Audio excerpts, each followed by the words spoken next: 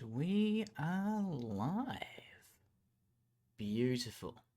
Isn't it just? Have you ever seen a more beautiful thing than this thing that is in front of you? Age of Empires 2? Of course you haven't. Truly, there's nothing more magnificent in this world than Age of Empires 2. And truly, there have been no games. There have been no leagues more worth watching than the AoE Leagues. And in case you missed the memo, this here league is League C of Season 8. Very worth your time, very worth your attention. We've got some excellent players. And speaking of excellent players, we have our good friend Aquino in the polls and Zelos as the Aztecs. We've got one more just regular league game. League set, I should say. And I have to just quickly scooch out the way. Didn't end up doing it the previous night on account of, Doesn't matter. The point is, we have this. Then we go in for playoffs with one of these players. And then from there, we go into the finals. That's right, we see who comes out on top of the whole league tonight. And so without further ado, I bring to you the AoE Leagues, organized in Farmman's Discord by the wonderful Trashmaster. Let's rock and roll.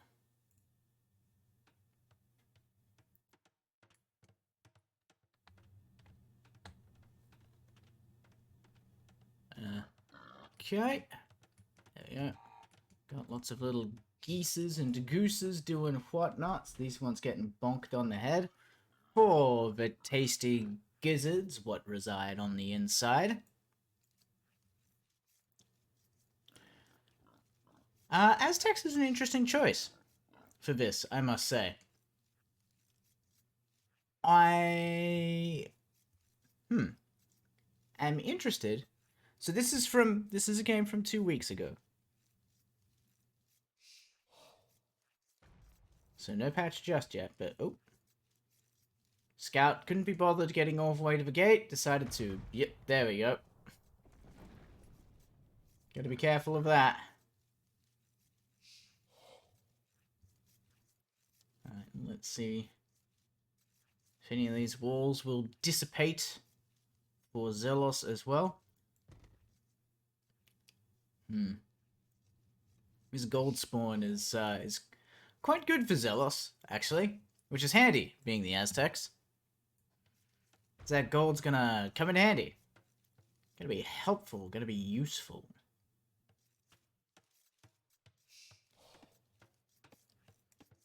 Down goes the lumber camp for Aquino. Nice, clean start. Now, as we've seen in previous games, poles are an excellent pick here for Arena. Very strong. The Folwark gives them a very effective food economy. Lets them really just kind of springboard into the ages.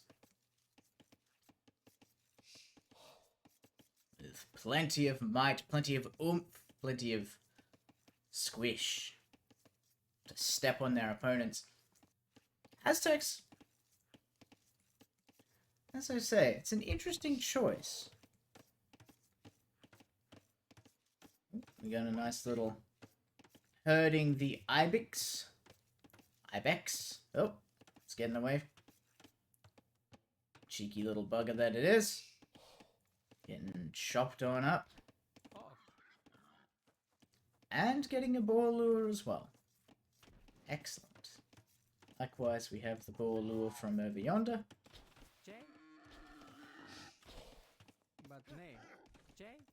There we go. Lovely. Lovely.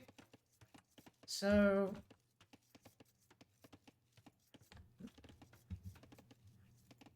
let's think. Aztecs. What do we bring? Do have good monks. Start with extra gold. Military units created slightly faster. Interesting. Very interesting. Also, relics generate more gold. I like the way that sounds. Is Zealous just going to go all in on monks here? I mean, after all, you're fighting Poles. It's probably going to be knights at some point, right? A monk's probably a good shout. Couldn't hurt you. If nothing else, you'll get... Ooh, these relics actually also... Zealous has a pretty good map spawn here. This is, Ooh, dear. Once Aquino gets out there and starts looking at what the world looks like, probably going to be quite upset, to be honest.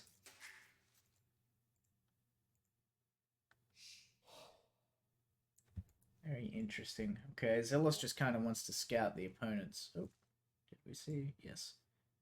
So we've seen 2 relics. Yeah, Zealous probably just kind of wants to have a look around, make sure they're, like, see what relics are close to Aquino's base. Pick those up. Do what he will with them.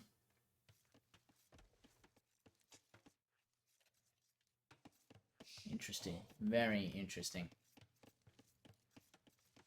Of course, whatever monk shenanigans you might be trying to pull off as Aztecs, you have to kind of be wary of the fact that as Poles, Aquino is probably going to get to the Castle Age before you. I say that as Zealous jumps into the Feudal Age just ahead of Aquino.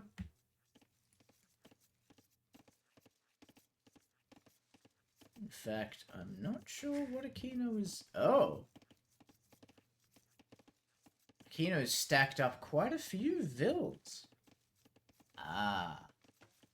Of course, because we're going for the stone mining that generates gold, so that we can create some forward pressure. Good stuff from Aquino there. Of course. How could I forget? Got the barracks coming down for Zealous. Excellent stuff. Little scout going for a wonder. A wonder.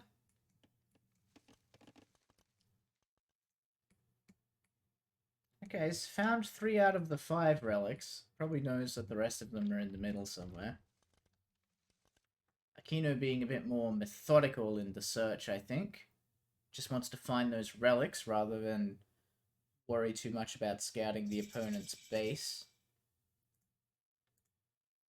Zealous popping up into the Feudal Age.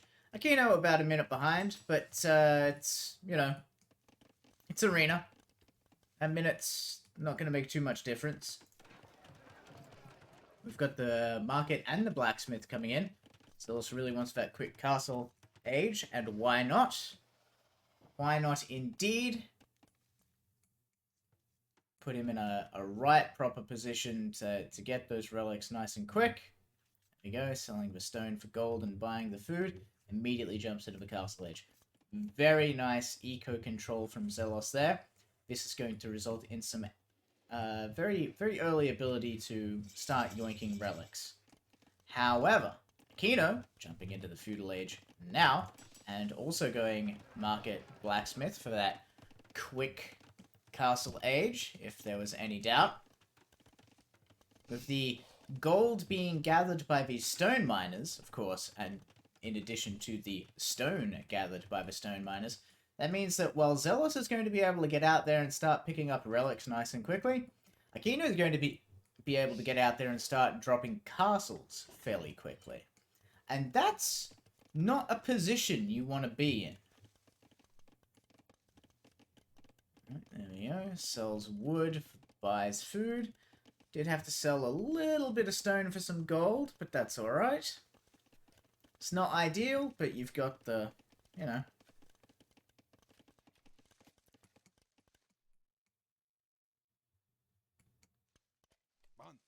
Okay, we got Spearman Oh, running into the mighty Komodo dragon.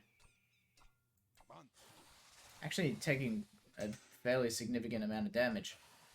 It's quite unfortunate for Zealous. How will they react? And indeed, with Castle Age popping in 3, 2, 1, here it comes. What will Zealous do? With the 60 seconds, there it is.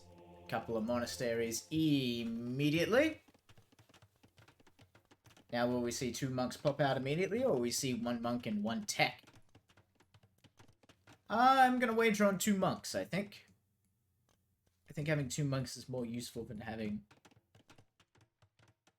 1 super buffed monk. Let's see it. Let's see it in the queue. There we go. 2 monks. Beautiful. 2 more.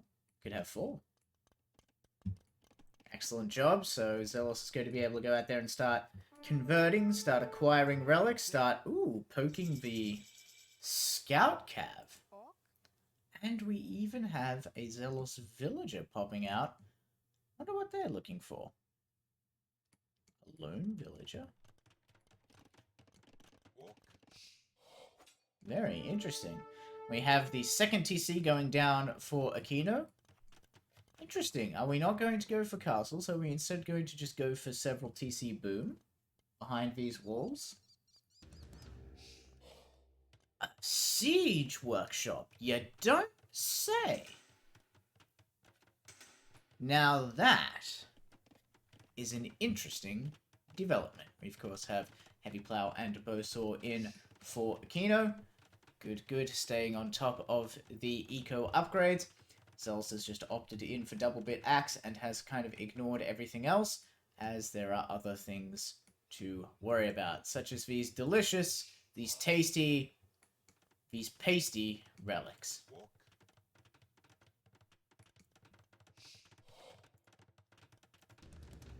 Got a battering ram coming out now. Interesting. So Zealous is probably banking on Aquino as poles not having a lot of mill, and instead depending on buildings to do most of the fighting. Scout Cav goes down underneath the pressure of the Eagle Scout, and has opted to go for a siege workshop to get some early rams out to just start battering his way in. And you know what? Even if Zealous doesn't, if this doesn't translate into a killing blow from Zealous, which there's no reason to think it won't, this is quite a good position Zealous is in. Aquino's whole focus is now going to have to be on dealing with this, which means access to the relics is completely free for Zealous.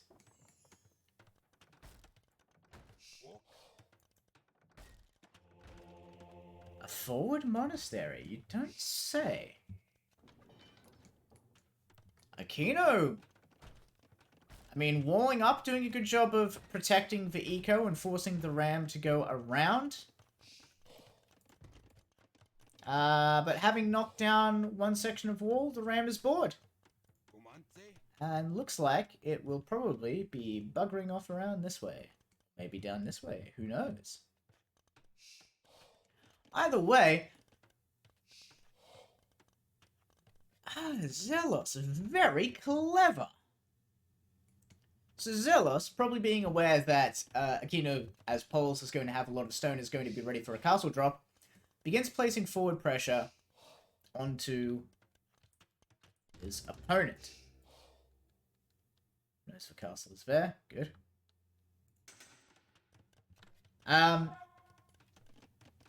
Basically, was just to force the castle drop. Because if Aquino has to drop the castles defensively, that means they're not being dropped offensively. They're not out here where we can annoy or frustrate Zealous's attempts at pushing forward. And we have the second TC coming down now for Zealous as well. Aquino's got a little bit of a lead in the eco, but, you know, in return... Heck, indeed. In return for this slight lead that Aquino has, Zealous has complete control of the field at the moment. It's the only one with anything outside the base, and indeed has seized all 5 relics and is now putting down some more pressure, which is forcing more walls from Aquino, eating into that sweet, sweet banked up stone. We've got some spearmen, which are certainly nothing to write home about, but will be enough to protect the... Oh, never mind, they're going to be pikemen. Will be enough to protect the battering ram from any curious Aquino forces who have yet to be trained. Do have a barracks going down. Interesting. Are we going to start seeing some infantry out of Aquino? Let's hope so. Otherwise, Aquino is going to be in a bit of an interesting position. We've got the university going down. Several monks here looking for some conversions on these villages.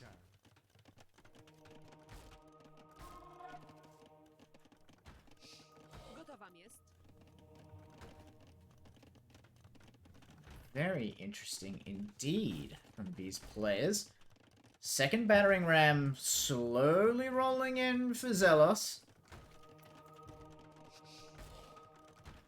The monks are here to keep the vills away from the walls so that they can't just do this. One conversion pops. Second, third conversion. That's a good... And now the vills are going to start shanking each other. Third, oh my god, look at all these conversions. Zelos doing an excellent job with what I would otherwise describe as a fairly light army. Putting quite a bit of pressure into Aquino. Aquino kind of banking on these arena walls. You know what? I was thrown off by Zelos' decision to go Aztecs. Clearly had a strategy in mind, and it's clearly paying off. I mean, look at this. Aquino does have the Imperial Age pop right now at the 26-minute... Well, just shy of the 26-minute mark. So that's going to... I don't know what that's going to do for Aquino, quite frankly. Slacher privileges, I guess. We're just going to go for knights. I think Zelos is expecting knights. Ooh, wants to try and clean up those monks who have made their way through. Trying to lure the pikemen into the arrow fire of the castle. Gets the conversion off.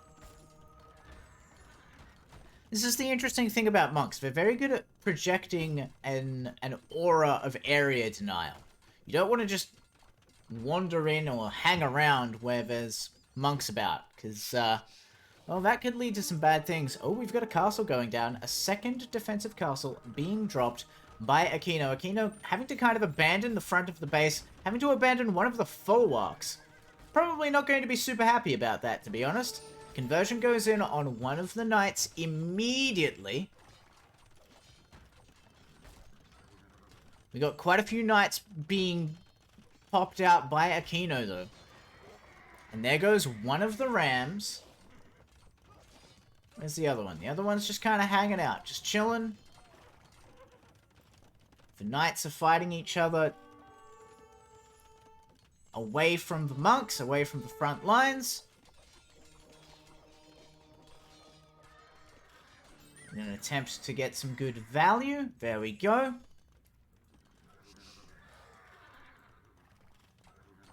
Another knight goes down. More knights showing up. Zelos is going to have to be on point with this monk micro. Else that will happen.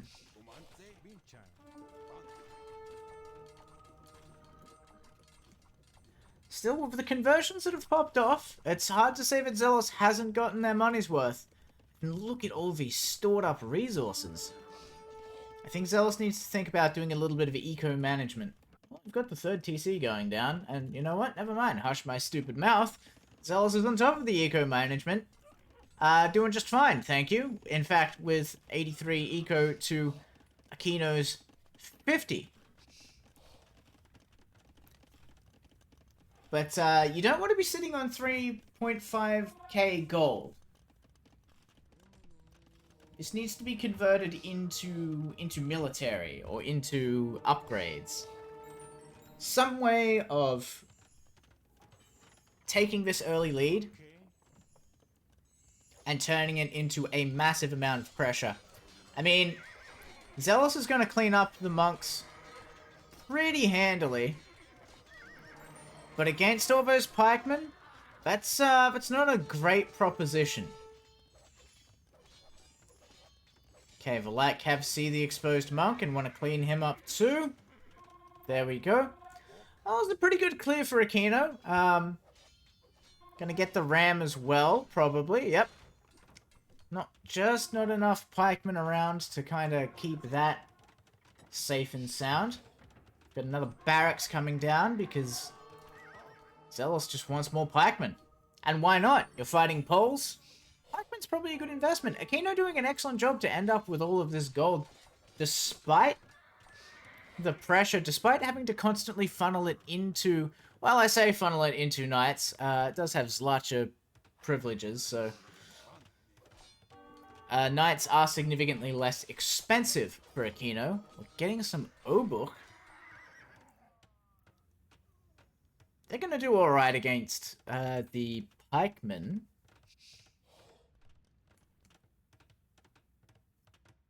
And we have a trebuchet on the way. Aquino thinks that this force is going to be sufficient enough.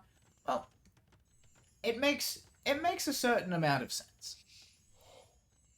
Going out and getting into a scrap. I mean, Aquino is able to, but Zealous is trading well when Aquino does this. When he comes out and starts fighting.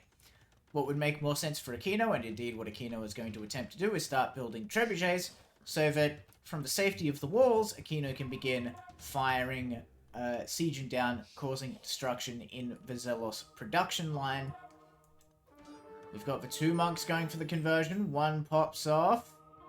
Here comes the second. Oh, that was a very quick conversion. Aquino probably not happy about that. Might have been able to score a kill if that had gone a little bit more his way, but no matter. We've got plenty of pikemen. We've got the Imperial Age well underway for Zealous.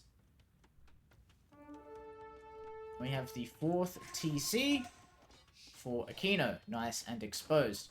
And likewise, we've got a 4th TC now for Zealous as well. Aquino beginning to siege down the monastery. Wants to knock out that relic. I'm going to be very interested to see how much relic gold Zealous has collected over this match. Certainly going to probably amount to quite a great deal.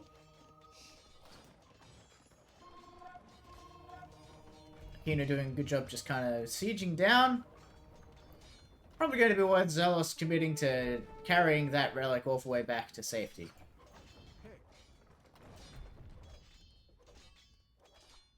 There we go. Nope, doesn't want the monks to walk that far. I don't know. On one hand, could have it all the way back in the base, safe, tucked away. Definitely has the monk to spare, but would rather have. Oh, never mind. It's going all the way back. I see. Got a couple of monk upgrades coming in now. Now, as the Aztecs, of course, Ooh, here we go. Here come the winged hussars.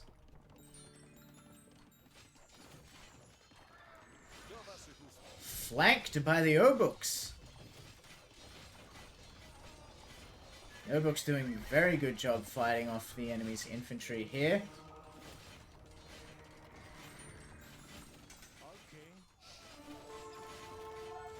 These winged hussars coming in. Going to pick up a couple of kills. Might clear out the monks. Interesting. Monk numbers dropping for Zealous. Of course, Zealous has several replacements already underway. And has castles to protect the middle gold.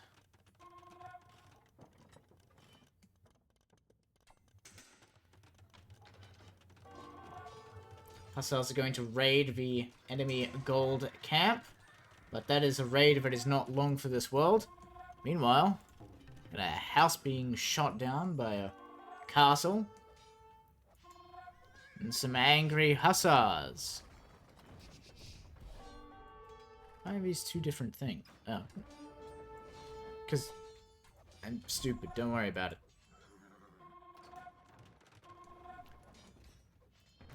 You'd think I would remember after all of the Age of Empires I've been watching. And here we go. Look at this mighty pikeman army that Zelos has assembled. The trebuchet at the back, ready to begin sieging down the Aquino arena.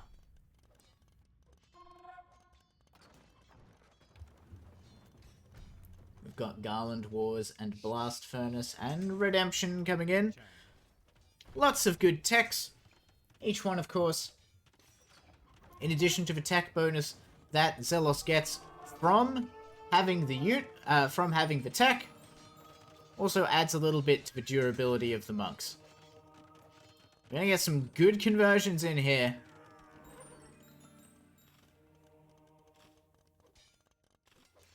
The Cavalier Raid comes out, does a little bit of damage, but does not last.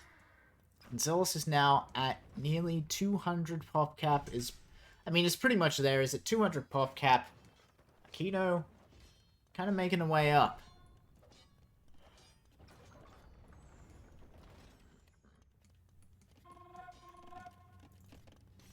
Aquino's gold reserves starting to look a little bit low.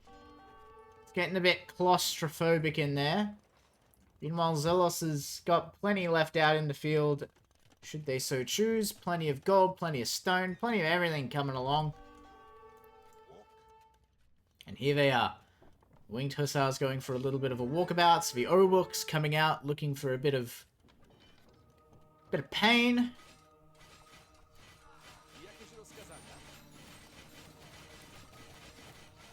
Doing an excellent job taking apart those pikemen. Oh, and the monks!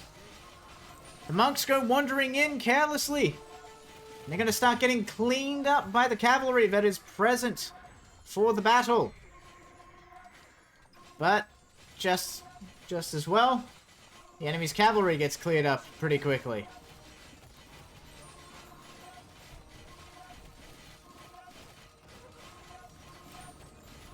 Now, while Aquino is getting some fantastic value, I mean, look at his kill death. Getting some fantastic value out of these Obuks. Zelos just has so much more gold at their disposal. Aquino's going to be struggling. Aquino's going to be running out, you know? Aquino's going to be thinking about what happens when I no longer have any shiny rocks in the ground to throw at my opponent. What do I do then? Whereas for Zelos, particularly because the army that Zelos is using is not particularly gold heavy, there's going to be a huge amount of gold left in reserve. I'm wondering if the strat here for Zelos is, you know, to engage in this kind of trash fight, supported by plenty of monks, and why not? They're Aztec monks, they're very good. I'm wondering if Zelos' thought is, you know, later I'll switch into a gold unit. I'll spend that gold later on something. For now, I just want to pit my eco against Aquino's eco. I want to see who comes out on top. Because Aquino, of course, has to throw all of the gold into the fight.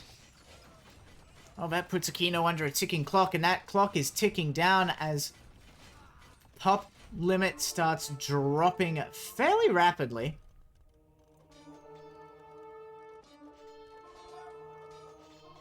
We get a good kill. I mean, they're getting some value, but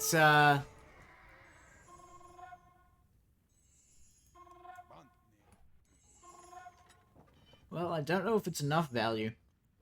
I'd say it's not. Which is amazing when you look at how well Aquino has done with the forces that Aquino has. But Zelos is just, you know, Zelos knows what's up on Arena, knows who's who,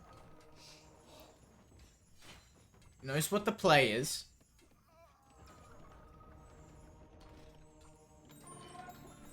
And says, you know what? I don't care if you rush out a couple of expensive but powerful units. I'm going to have monks, and I'm going to take them off you. I mean, look at all this gold that Zelos is just sitting on. Absolutely beautiful. Could, even if didn't want to use that for, there you go, selling, Aquino selling all of the wood for gold, just to keep the fight going. I mean, even if Zelos doesn't want to switch into a gold unit, wants to just stick to the trash wars, at this point, with this much gold, Zelos could just buy up all of the resources he could ever need, you know?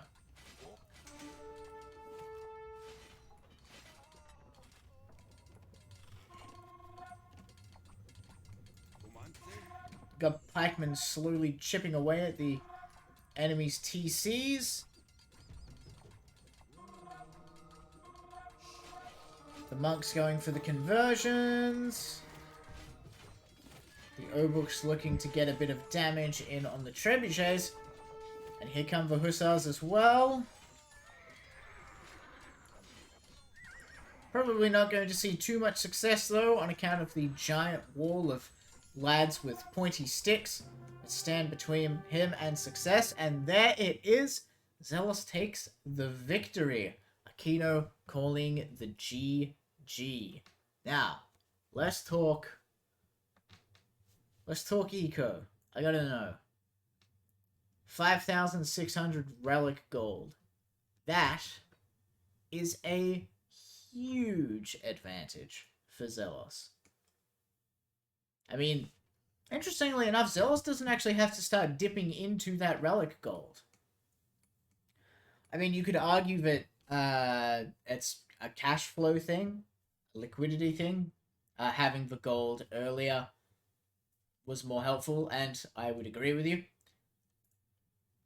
But in, like, the grand scheme of things, Zelos doesn't start dipping into that relic gold. Zelos just kind of stood on the gold that was around. And, you know, that early forward pressure, very good play, I must say. I am impressed by the... I mean, you know, I'm a sucker for use of battering rams because I think they're a little bit underutilized. But, very, very impressed from Zelos. Recognizing that Aquino's strength is going to come from castle drops. It's going to come from, you know, having that stone banked up. And forcing the response here by starting an attack very early. You know, it's a bit of a risky play, but it certainly paid off. Zelos takes that victory. Well earned. I'm going to blind you. Because, yeah, I don't want you knowing how many games we have left, and I don't want you to know who's in those games. Because you never, ever know. Anyway. Let's talk game 2.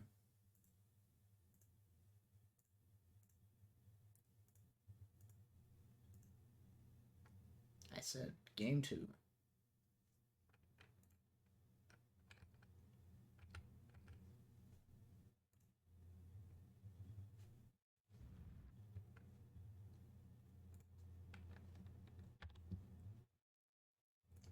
Boop.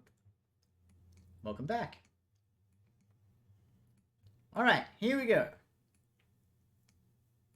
As those of you who tuned in last fortnight? Who knows? No, it wasn't fortnight. It wasn't that long. Last week, I believe, you know that we had a mirror match coming up between Zelos and Aquino as Spanish v Spanish here on Nomad. We've seen some bloody interesting play on a Spanish v Spanish. Case in point, I do believe Shasha had an amazing game.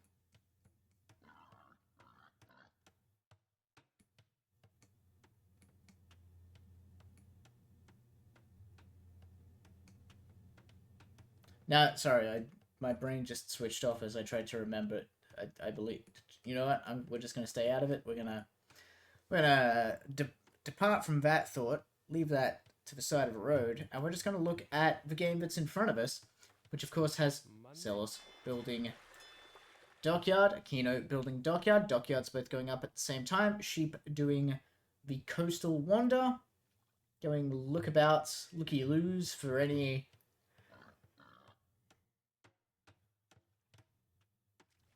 what have yous.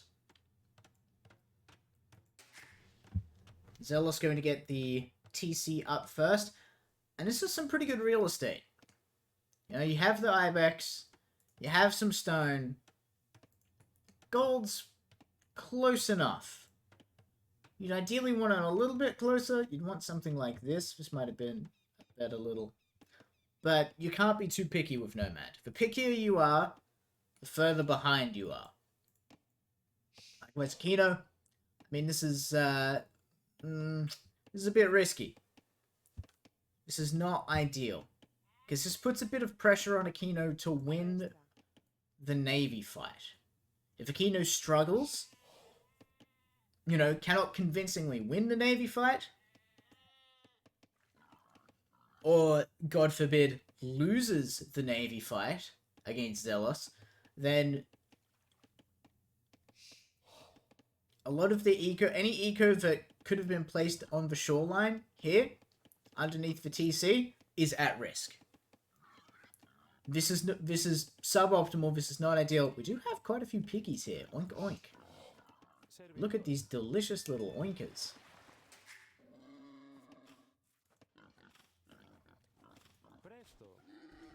Presto indeed. Down goes the piggy. No piggies for Zealous. Oh wait, there it is. We do have the Ibex. And there's nothing wrong with a good old Ibex, that's for sure. So Aquino's going to be having to think about, you know, any vulnerabilities, particularly because the dockyard is all the way over here, right? That's going to put a lot of pressure on Aquino to not just win convincingly in the ocean, in the water, in the liquid. Also a little, isn't that nice? We got a nice little lake. This is a nice island. No wonder these two want to kill each other for it.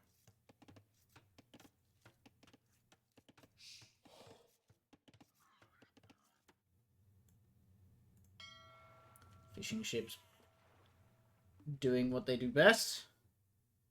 Finding fish and eating them. Here we go, we've got Loom coming in for Zealous.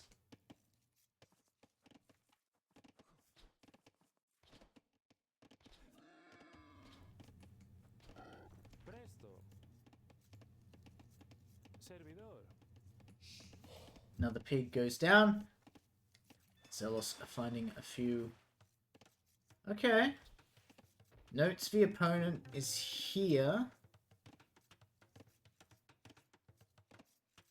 Just going to start laming. Which is fine. We're past the 4-minute mark.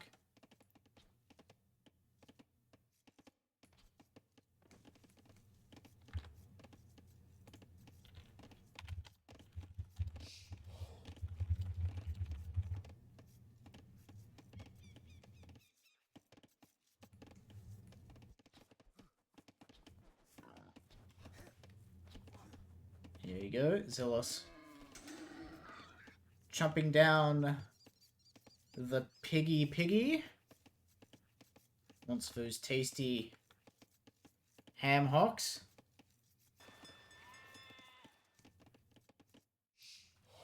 Has some good fishing ships going on and on and on.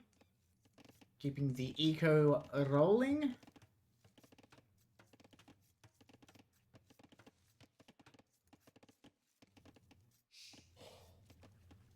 It's an interesting Monday? wonder if you just throw down a mill, right?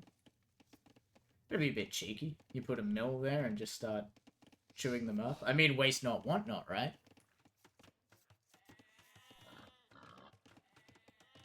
See? Here comes another boar for the taking. There it goes. Lovely stuff. Get the fishing ships on the way, keeping everyone happy and fed, full of salty snacks. Ah, excellent. So Aquino knows where the opponent is. Has some good vision of that. Very good, very good.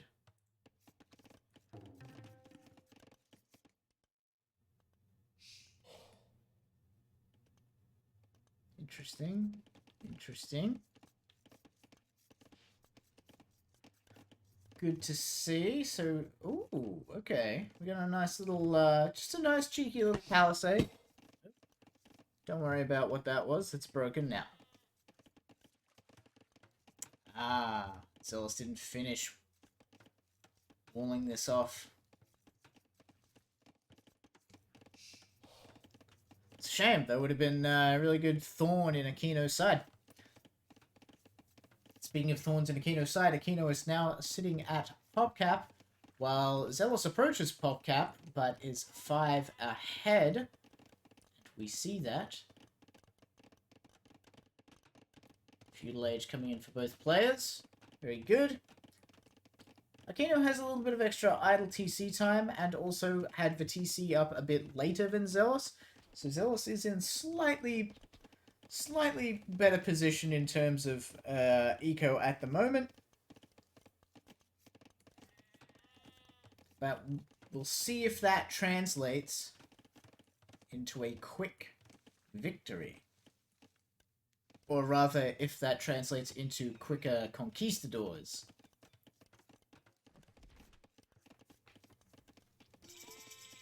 Now we've seen in these mirror matchups here on Nomad, Spanish versus Spanish, we have seen that this can get awfully messy. And just because you're the first to get out a conquistador doesn't mean you're guaranteed great success. And here we go, we've got a cheeky watchtower coming down. Very nice from Aquino. There you go. Second cheeky watchtower. Good, good. Zealous is going to have to move to a separate wood line. Or just go straight for a market. Sure, why not? You're practically all the way there anyway, right?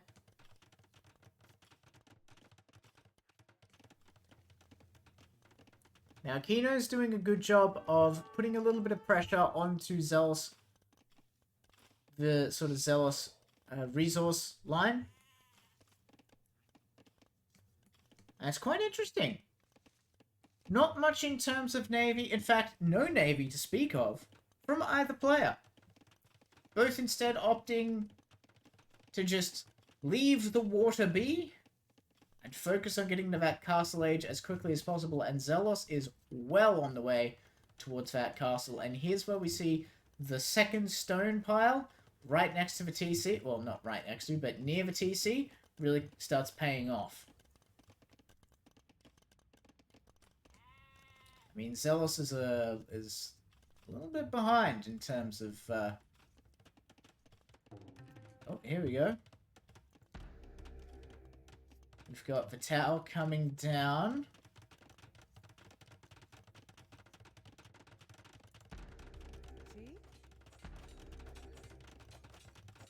Aquino's tower going to go down first. It's going to start shooting at some vills. But not going to stop it from going down.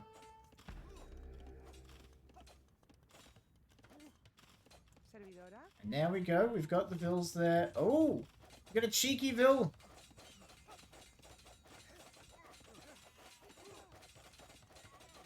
Trying to box in.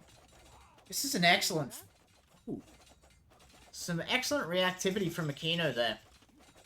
So basically threatening the Vils with being boxed into the tower. However, forward pressure does not last. I mean, this lady is going to be somewhat doomed once that palisade gets cracked. But hitting the Castle Age, Zealous says, you know what? This business here, this is for the birds.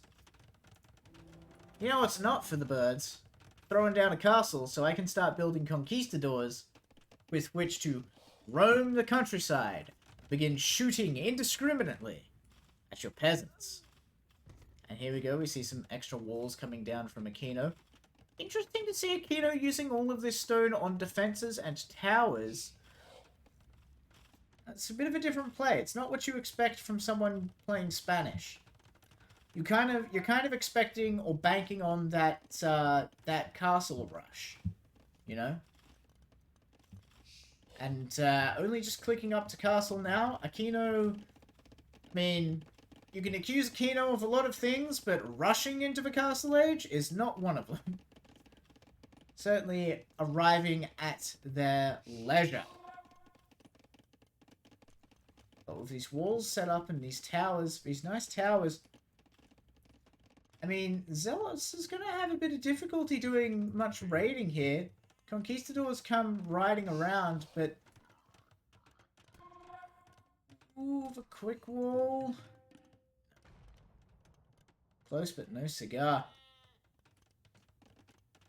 That's to limit the amount of conquistadors that can come running on in. We'll be fixing to finish the wall behind them for this next conquistador.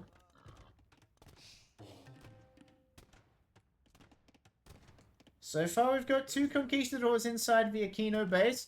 Aquino has nothing with which to respond. Zealous getting a few sneaky, cheeky kills, and has finally begun investing in a navy. Why not? We've got this nice advantage already. Able to, has pretty much free roam to do some serious damage to the Aquino eco. And there it is. Aquino calls for GG. Zealous is victorious. Let's just quickly... Boop.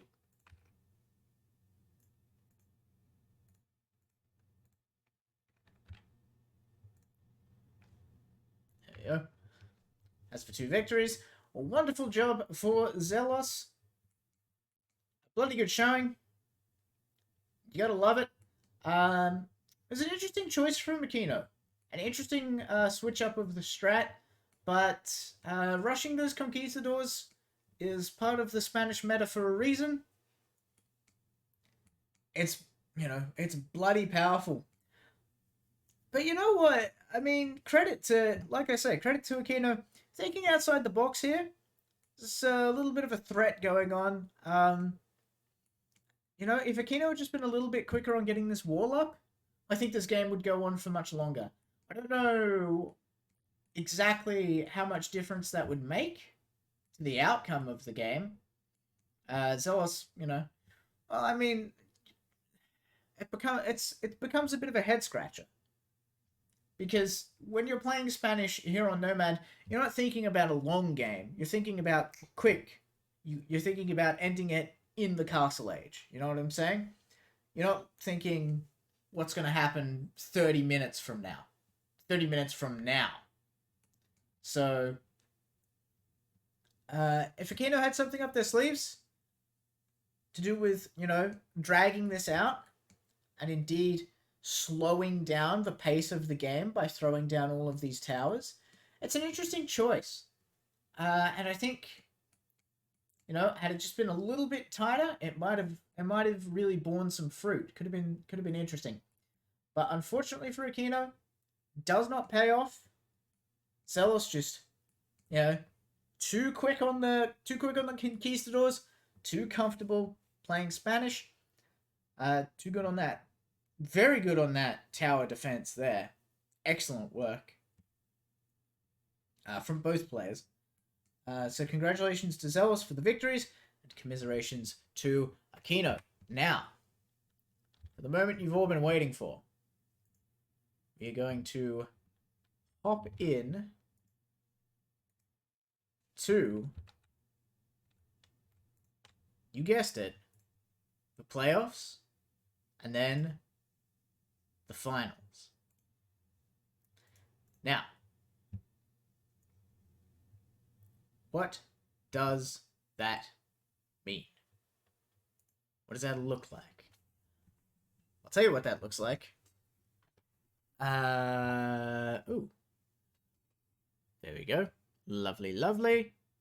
Give me one moment.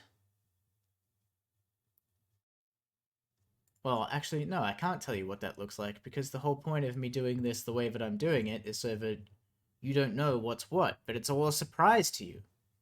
Because we want it to be a surprise. Yes. I will take this, once again, I will take this moment just to give a big shout out, a big thank you to Trashmaster, to Sean AoE, to all of our contestants,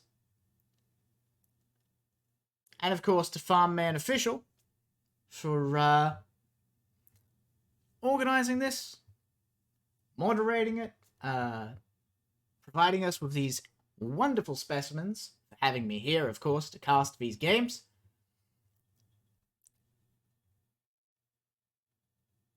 Here we go. Come on.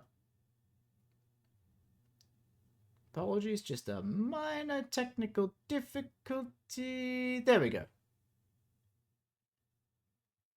I promise. You'll see what's on the screen soon. Spoon TM.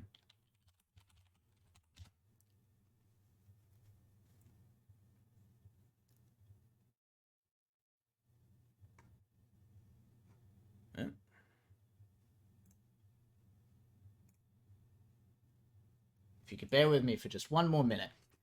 Yeah, so we've had some interesting games. We've had a couple of oopsies moments, you know. We've had a couple of moments where moderation has had to step in. No. You see nothing for a moment. I'm just quickly swapping around my Age of Empires. That was an old game. I had to roll back to a previous version, and it's just quickly, I'm swapping over from the pre-patch to post-patch to current patch age so that we can cast the games. I just need you to give me 30 more seconds. 30 more seconds. And we will be good to go on the playoffs. Might as well let you know here and now that the semis will be played against Karmacetamol and Zealous. Now, these two have had... Karmacetamol's had a couple of very interesting games. Zealous has had a couple of everyone's had some very interesting games. But Karmacetamol and Zealous, in particular, have thrown a couple of curveballs in... I mean, we just saw Zealous... you know, with that Aztec game in Arena.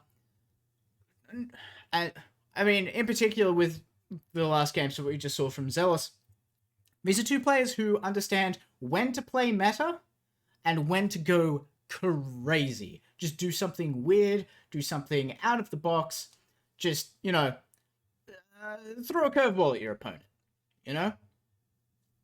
Send out a ram, just a random ram, and start banging on their walls, right? What are they going to do? It's Arena. What are they going to do? Send out the single scout they start with? Nope, you poked them to death. And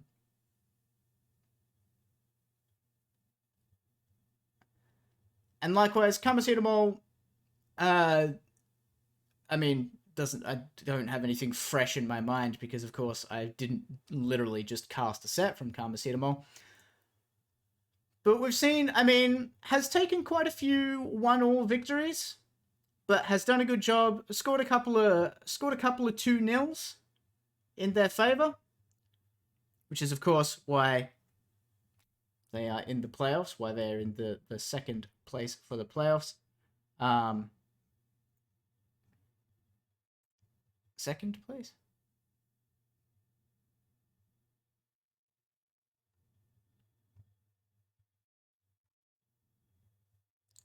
Excellent. There we go. Now, we're all good. Everything's happy. We can start up Capture Age again. Lovely, lovely. You can see... No, you can't. You're about to be able to see. And you're going to love it. It's going to be your favorite thing.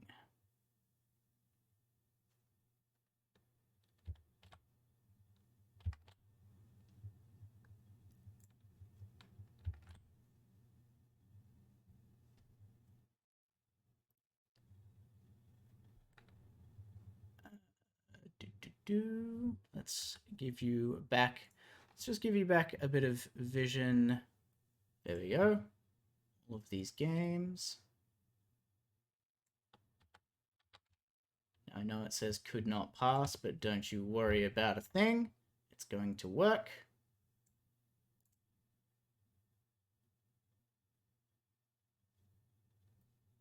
It's going to load.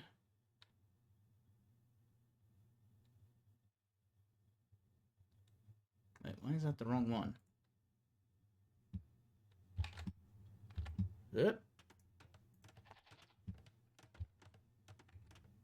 Why did that load the wrong one? Refresh. What do you mean could not pass?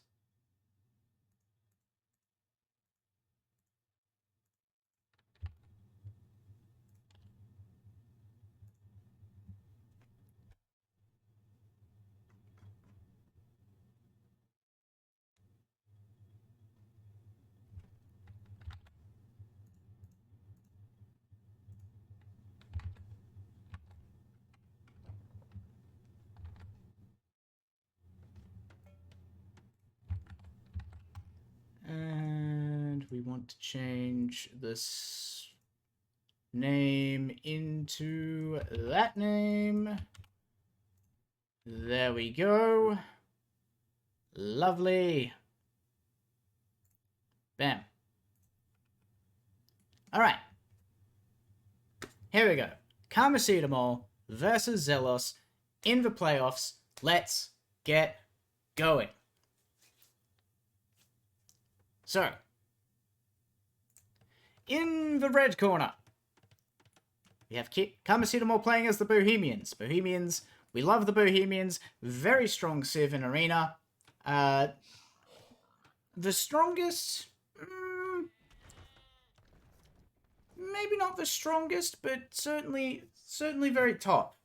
They do have quite a juicy win rate. And of course, likewise, we have Zelos in blue as the Portuguese. Ever since the buff with the berry bushes,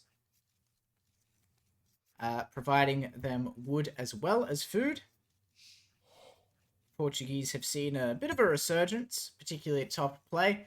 Have the potential to be quite a sticky civ, quite difficult to get them out. As long as the player doesn't lean too hard on Fetorias early on. You know, Fetorias are all well and good. We love micro-free, just passive resource generation. But you gotta make sure you have the liquid cash to back it up, you know what I mean? You have to clear the map. You basically have to clear the map of everything that's worth getting, and then throw down your Fetorias. Because you don't want a giant pile of gold to be sitting here and then have 20 pop cap tied up in the Feitoria. You'd rather have the Vils digging up that gold, maybe delete them later and replace them with milk.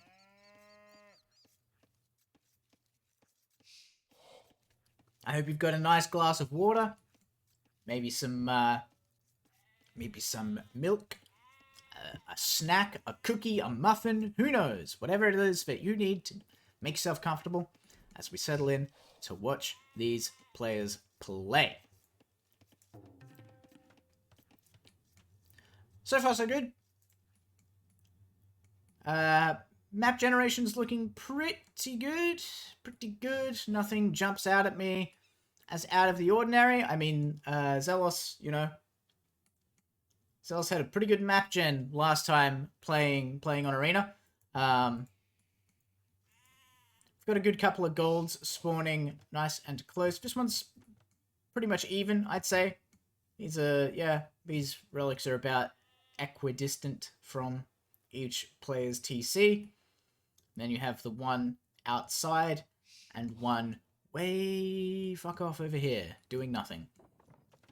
We've got excellent. We've got some lumberjacks stealing the lumber from the trees, jacking the lumber like it's free, like it doesn't belong to the forest.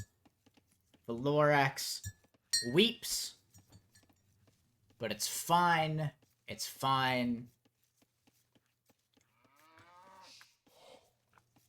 If only he knew what we intended to do with that lumber, he would approve. And a little bit of damage on the each of the Borevilles, but you know, doesn't really matter if you cop a little a scratch, a cut, a broken knee, a dismembered arm when you're fighting a boar on Arena, because you are behind these nice, safe stone walls. In fact, nobody ever attacks on Arena because you start with these nice, safe stone walls. So you're pretty safe. Just basically, you're just playing a city build. Really, this is Age of what? Age of City Skylines. Actually, I think is what's going on here.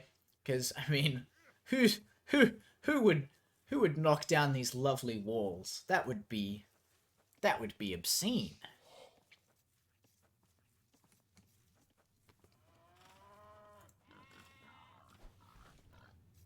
Knocking down the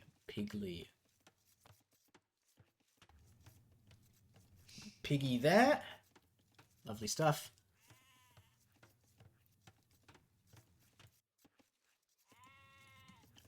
Not as great a lure, but you know, certainly good enough for government work. Pretty close. However, is this little walking distance going to be enough to put Zelos so far behind Karmacetamol that Karmacetamol cannot be overcome? Realistically, probably not.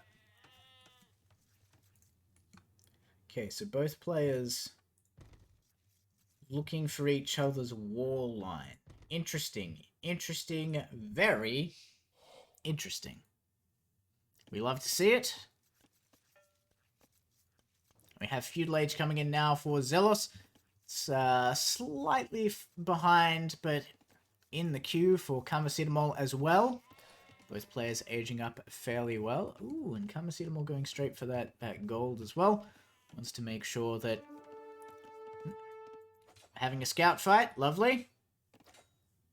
Let's see. Well, Zelos knows that Feudal Age is coming in sooner rather than later. I don't think this scout fight is going to last long enough for that to make a difference, though. Scouts do become slightly... they do slightly more damage, move slightly faster. They just get a minus stat bump in the Feudal Age. So sticking out that fight... I mean, sticking out the fight as it happened, the scout would be dead. Or maybe Karmacetamol's scout would be dead. Who knows? It would be hard to tell who gets the last damage tick in first. Really comes down to RNG and how you fancy your luck. Feudal Age pops, and immediately we have Market Blacksmith. Excellent. Zelos is pretty close to going up to Castle Age. As soon as those go down.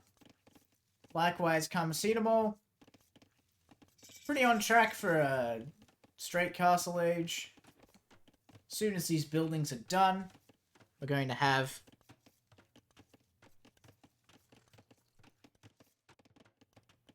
Something beautiful. Got the mining camp going down because Zelos, well on the way into the castle age now already, wants to be able to probably immediately drop that castle and start cranking out some organ guns. Now this is after the patch. So we're going to see some, if we do see those organ guns, we're going to be seeing the new organ guns, which is going to be interesting.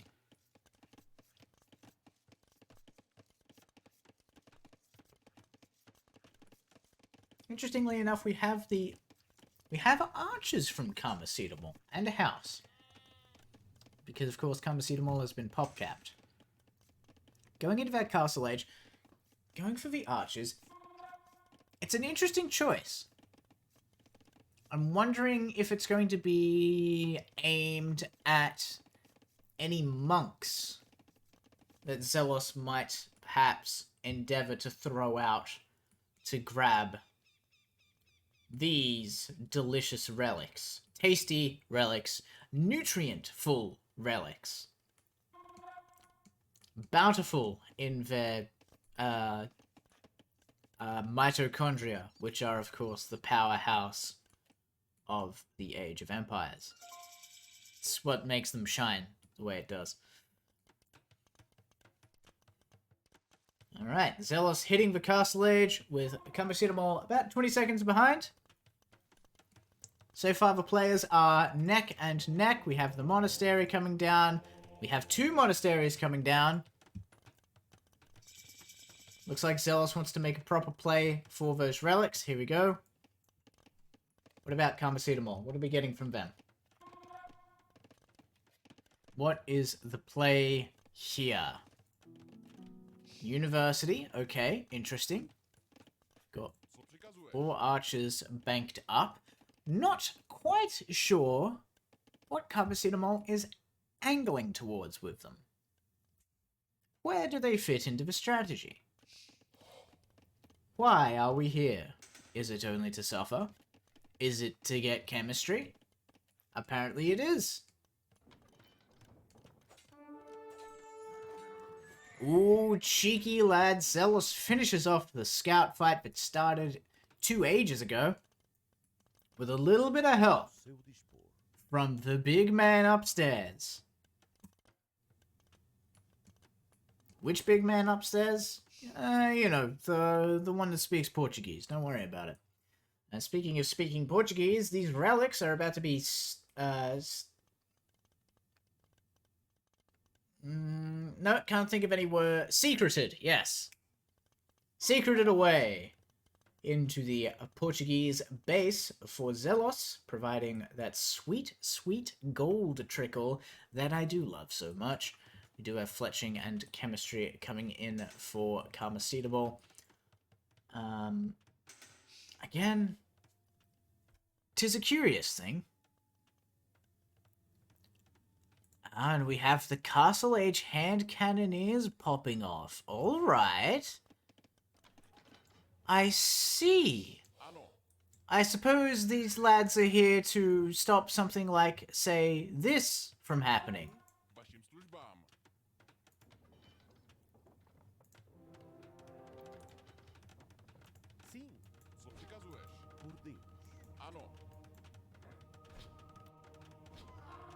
One monk goes down.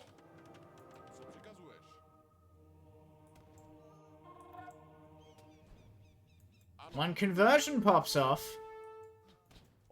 The hand cannoneer is doing some butcher's work, though. And is shooting these peasants. Oh, and they are being cut off by the archers. Excellent job there from Karmacetamol. Alright.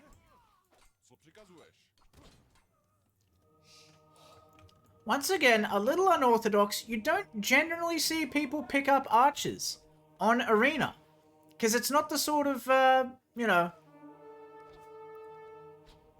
It's not a map where you... Ooh, the gunmen are going to get converted. Oh, the snap conversion.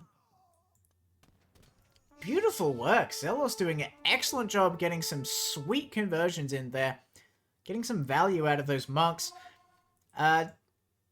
It's an interesting turnabout. Kamasudomol, I would say, achieved what was desired with that that military push, in that the castle has been delayed, so it needs to be prepared for the Vils to return, and indeed has the hand cannoneers here to shoot on sight. Does have the traders to deal with. One hand cannoneer goes down. 2 hand cannoneers go down. Well, technically 3, I guess. The archers go down. And the Vils, once again, are chased away. The monks come to get some conversions in. Gonna need a bloody nice firing line to clear this out. Needs to be careful of... Okay, 1 monk goes down. 2nd goes down. That last one goes down, then there's nothing to protect these Vils, and these hand cannoneers are going to have free run of just massacring them. I don't know if running away is the right call here. I'm wondering if maybe Zealous ought to just stick it out, get that down now. What? Oh, the monks are going down. The KD is,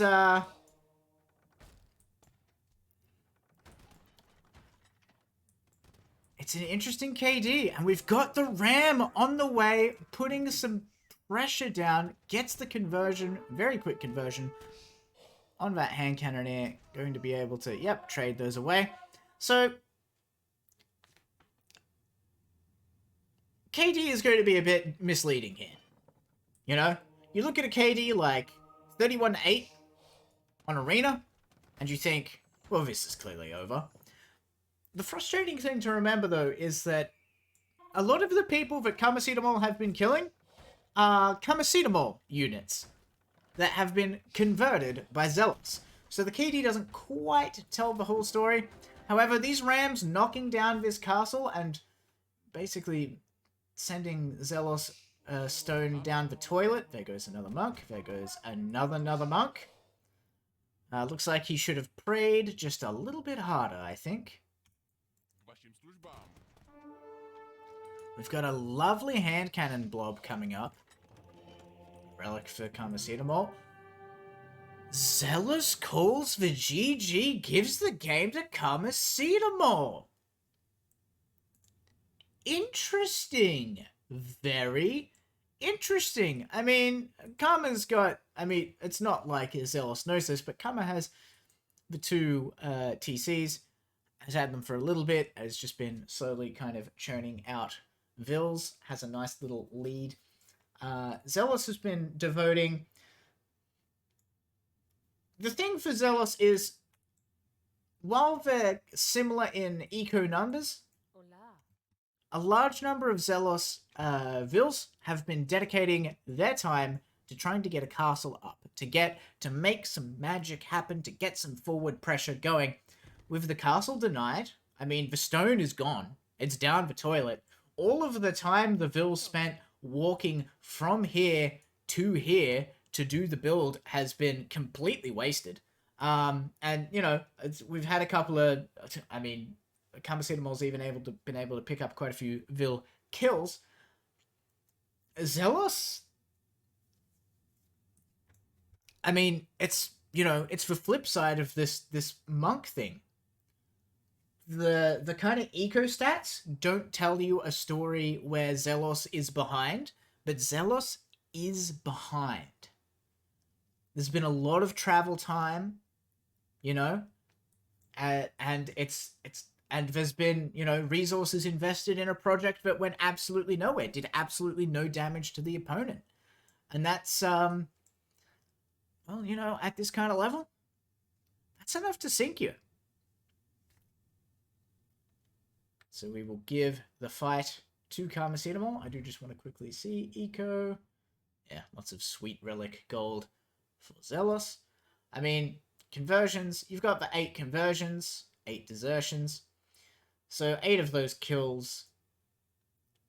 Subtract 8, that puts us down to 26. You know, And of course, I guess you'd add 8 as well, right? Because when that unit dies, it'd be so like 26 to 16, kind of. Don't worry about the math. It's fine. Math is not my strong suit. We should stay away from it anyway. Excellent. So we give the first game to Karmacetamol. Well done, taking these hand cannoneers and turning them into a win. Now, let's jump up to the second game.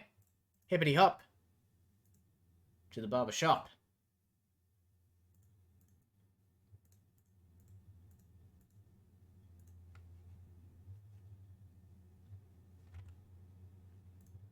Bam. Here we are. Once again, in the red corner, we have the Karmacetamol as the Berbers versus Zelos in the Vikings in the blue. That's awkward. I can't think of anything more awkward than waking up one day on your fishing ship, looking over the side at your bounty of finned sweet meats, and seeing a Viking doing the same thing, and presumably shaking their fist in rage. That's actually quite interesting, because that means that Zelos kind of knows. Sorry, Karmacetamol kind of knows. Just, no, okay. But Karmacetamol has a sort of idea of where it's probably going to be a good spot for Karmacetamol to start scouting from, which is interesting. Meanwhile,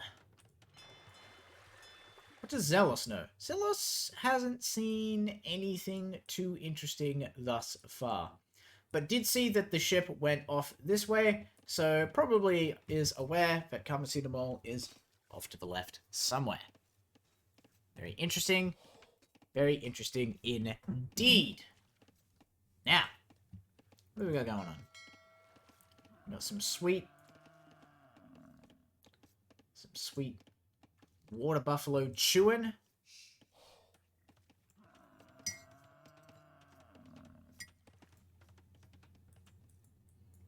Lovely stuff, lovely stuff. Lovely water buffaloes. Everyone's getting on top of their population situation. God, there's so much food, just look at it all. What I wouldn't give to be Britons on this map.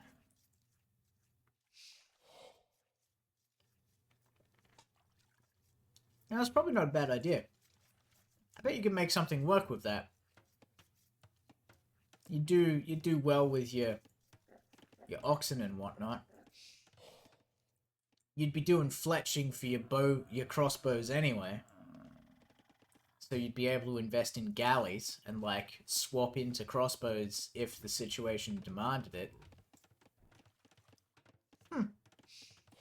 Anyway. Feudal Age coming in for Zelos immediately.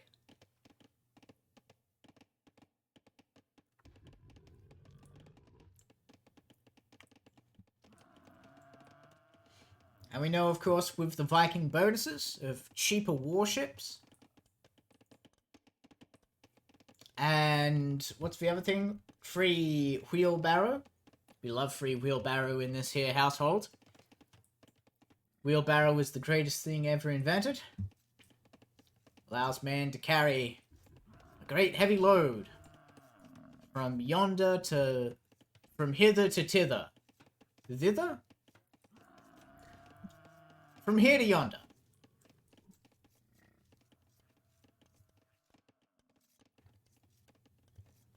What would otherwise be a bit of a difficult affair turns out to not so much be one of them.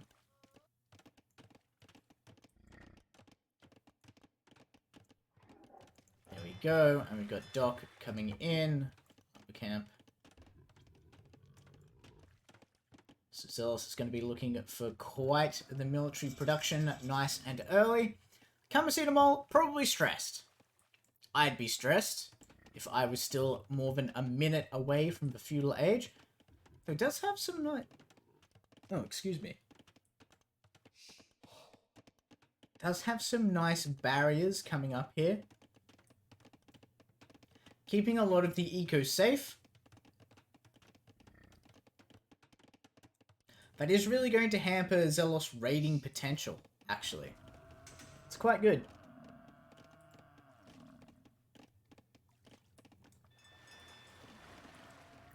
But the question is, will Zelos be able to just kind of box Karmacetamol in?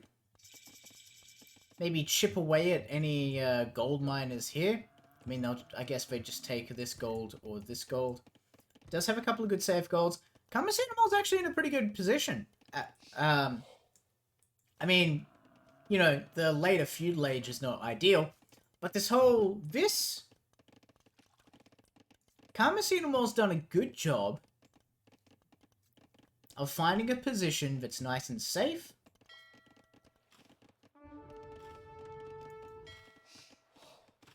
Got the quick gate going down, and there goes the galley. And likewise, we've got a couple of galleys coming out for Karmacetamol. That's not ideal. You don't really want your galley to just show up and die, you know? I mean, yeah, you got some idle time as the Vills sat inside the TC, but the idle time you get from that, as opposed to the resources you invested into the galley, even a cheaper one like the ones that Vikings build, it's not a great deal. And here we go, some early demo rafts.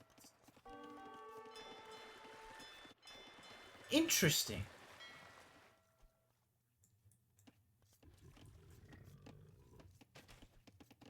Rather than get into this business of fighting a fight, building a navy to fight, Karmacetamol says, you know what? Before there is a navy large enough to stop me, I'm going to shit out a couple of demolition rafts. I'm going to find your Vill line, and I am going to nuke it. I mean, if it sneaks up just right, as long as it doesn't run into a house. The amount of times I've seen demo ships on this map just run into a house has broken my heart. I don't think I could live with another one. Okay, this demo ship's probably not going to make it to anything significant. There it goes. And unfortunately, that's also going to tip Zelos to Karmacetamol's hand. However, Karmacetamol doing a bit of scouting with the galleys over here. Getting a couple of cheeky shots in. Where's this demo ship gonna hit? These Vills? You don't really want to because they've got land to hide around. Oh, unless this... Ah, they got stuck! The land obstructed them! Kills a couple of water buffalo. Gets a Vill. Look. It's something. It's probably not what Karmacetamol wanted out of that.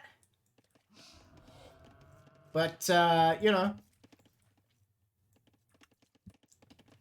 It's also, it goes to show you that Zelos has also built a nice snug base with some pretty good defenses that a demo ship can't just sail on up and do whatever it wants.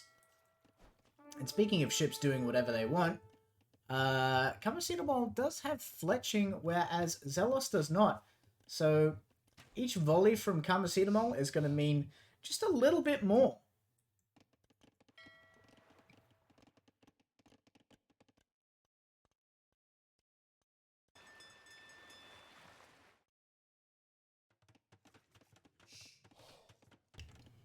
I think Zelos is finding this very frustrating. In that, and when I say frustrating, I mean in the sense of like, Karmacetamol is frustrating Zelos' efforts. Zelos has a pretty good navy, has, you know, played Vikings fairly well. There's nothing, you know, there's nothing wrong with the way that Zelos has played this opening, but just doesn't have the opportunity to get into Karmacetamol's economy. And that's not really something that Zelos can control, right? It's not something that Zelos can know ahead of time. Zelos just have to go for it. And it's just not happening. You know? This section, like this wood line, these golds, even this stone, everything's nice and safe.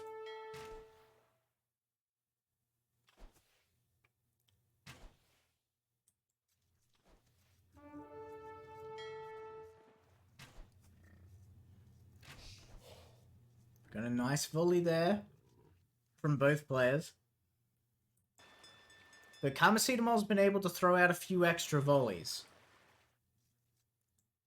Zelos has had to just kind of sit there and take it. We do have Castle Age coming in for Zelos, though. Is Zelos going to be able to turn this into a tech advantage? No, a tech advantage that gets him War Galleys, maybe? Maybe Bodkin Arrow as well? Get that little bit of extra damage out of these galleys, out of that investment. Karmacetamol getting quite a few good shots in. Zelos, I don't know, Zelos struggling to get that numerical superiority, even though they're fighting in Zelos' base. Even though Zelos is playing with cheaper ships. I mean, credit to Karmacetamol where it's due. Karmacetamol has done an excellent job keeping the pace with Zelos ships. Or with Zelos shipbuilding, I should say. So we do have a couple of demo rafts. Just in the queue, sitting inside, waiting for the enemy. Never mind, this one pops out. Going to be interested to see what that does. Do have a bigger couple of reinforcements coming in. Very nice. Excellent demo raft there. I mean, this one didn't go too far, but you know what? It didn't have to. Luring them in. Karmacetamol kind of ignoring the garrison flag on this dock, probably expecting more galleys to just pop out, and getting blindsided by a demo ship. Now that's some good play from Zelos. And that's exactly what's going to let Zelos kind of, well, it's interesting. However, we do have the long ships showing up now. Long boats, I should say. These are, of course, comparable to galleys. Slightly better. Do fire a bit more. You have that little... We got a couple of cheeky galleys at the back as well. Galleys at the front, galleys at the back. Bodkin Arrow on the way. We have a demo raft just kind of sitting there. Excellent. It will be ready for the next fight, no doubt. Karmacetamol getting in a position where the eco's probably going to have to start expanding out of this here.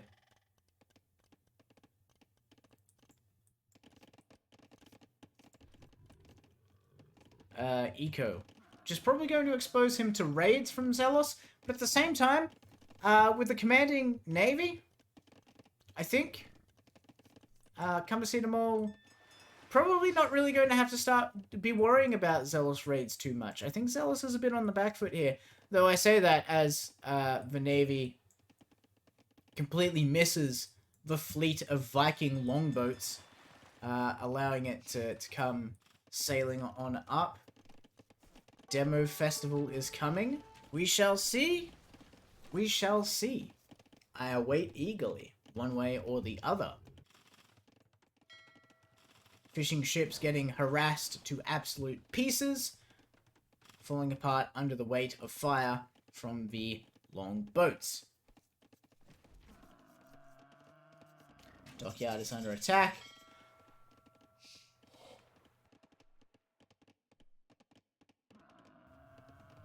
Here we go. We've got War Galley, Bodkin Arrow, Town Watch, and 4 Demolition Raft. well on the way from Carvacetamol. Fishing ship goes down to a lone galley. Hello, Kyoko. Big old mwah. Welcome to the party. Got a second TC coming down from Carvacetamol. Very nice. It's going to help with the Vil production.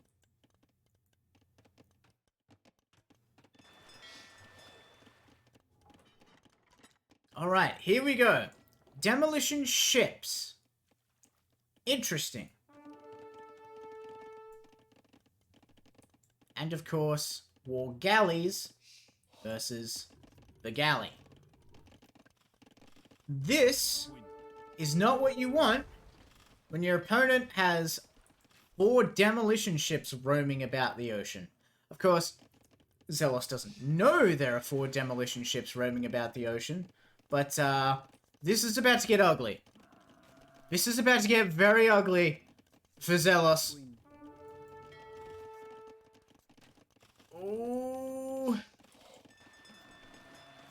where are they going? Oh boy, oh boy. Look at those Vils explode. And there goes the food as well. Does Zelos have a source of food left? That was beautiful.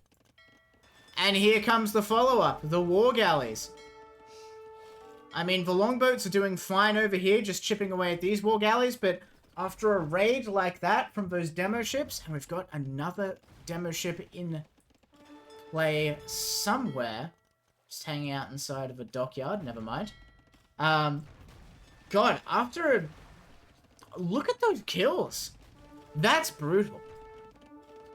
Zelos is... I mean, does not have enough... just has the 2 fishing ships on food.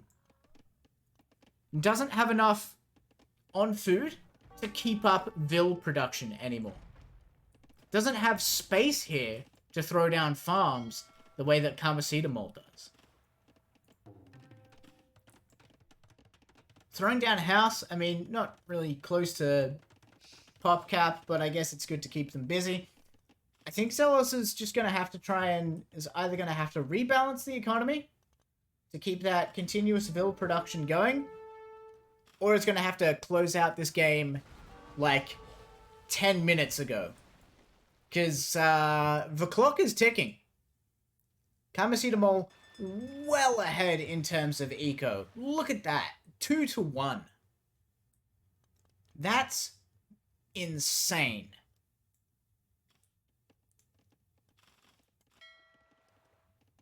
We've got the many war galleys. And here come the demo ships once again. I tell you what, in a playoff, in a game like this, I do not want to be fighting at a 2-1 disadvantage in Vils. I do not. It's not where I want to be. It's not where anyone wants to be. It doesn't matter. You know what? It doesn't matter what game you're playing. What level you're playing at. What game you're playing in Age of Empires 2. You just don't want a 2-1 disadvantage. It is not conducive to victory.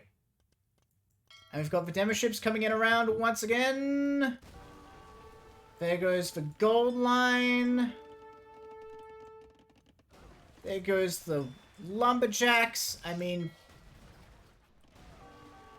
more lumberjacks go down. The longships are getting good value. There's nothing wrong with them. They're getting great value. But they need to be in this big blob, which means they can't protect against these raids. And that's crushing Zelos' economy. Look at the KD. Nearly 3-1. If this demo ship lands on something... Yeah, it doesn't see that it's there. If this demo ship lands on enough... In fact, yeah, if Karmacetamol finishes producing a villager... And yeah, there we go. Now at a 3-to-1 advantage. Oh, never mind. Yep, there we go. The demo ship hits the gold miners there as well. Karmacetamol is currently enjoying a 4-to-1 advantage in eco units. I mean, credit where it's due. Zelos is not giving up. Absolutely. Zelos is going to see this through, but I just don't see a pathway forward for Zelos. I mean, yeah, he's taken apart Karmacetamol's navy. Like, look at this. You can't really call this a navy at all. This is just more like a yacht club. With the amount of damage it's got. But for every ship that goes down, for every resource that Zelos brings in, Karmacetamol gets 4. I just can't fathom a pathway forward for Zelos. I don't know what the plan is. I guess it's to destroy that castle. Foundation.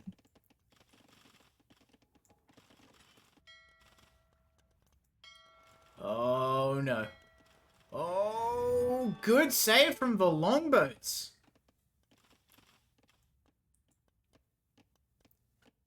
That could have been it. Karmacetamol has very convincingly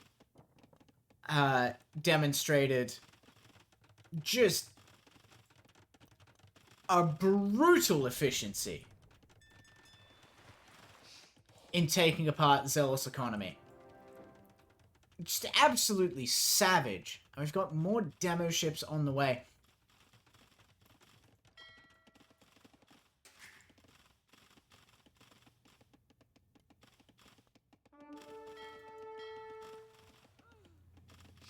Going for a couple of eco kills, but I mean, it's just not going to have that same shock and awe impact. We got some good volley fire coming out of the long ships. The galleys are an interesting choice. But we've got some good volley fire popping off.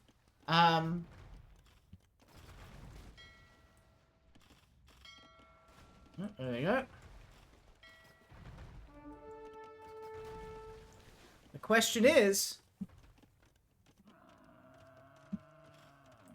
it enough? I am amazed that Zelos has lasted as long as they have. I mean, good lord. This is just a testament to how strong the Vikings are as a naval civilization, how well they trade. That despite this massive eco disparity, Zelos still has a comparable navy to Karmacetamol. Is still trading well in these fights. Maybe not this fight. This fight's looking a little grim, if you know what I'm saying. Well, then again, we've got more reinforcements, and we have a couple just kind of hiding by the vills. So if any cheeky demos come looking for free kills again, I think they're going to be pleasantly surprised. There we go. We're back at the volley size where we're getting 1 kill kind of per volley from both players.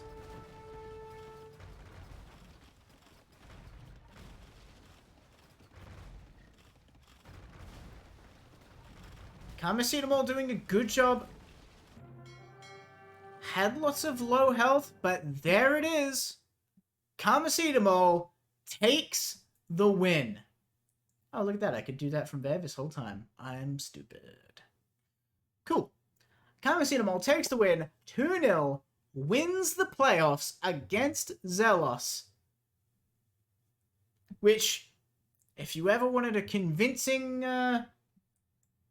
if you ever wanted to go into the finals with a convincing argument under your belt for why you belong there, a 2-0 victory, that's a pretty good way to get it. You know what I'm saying? Especially fighting against Vikings on a water map. I mean, just excellent work.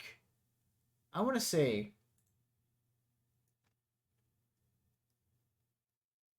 What I want to see is eco population.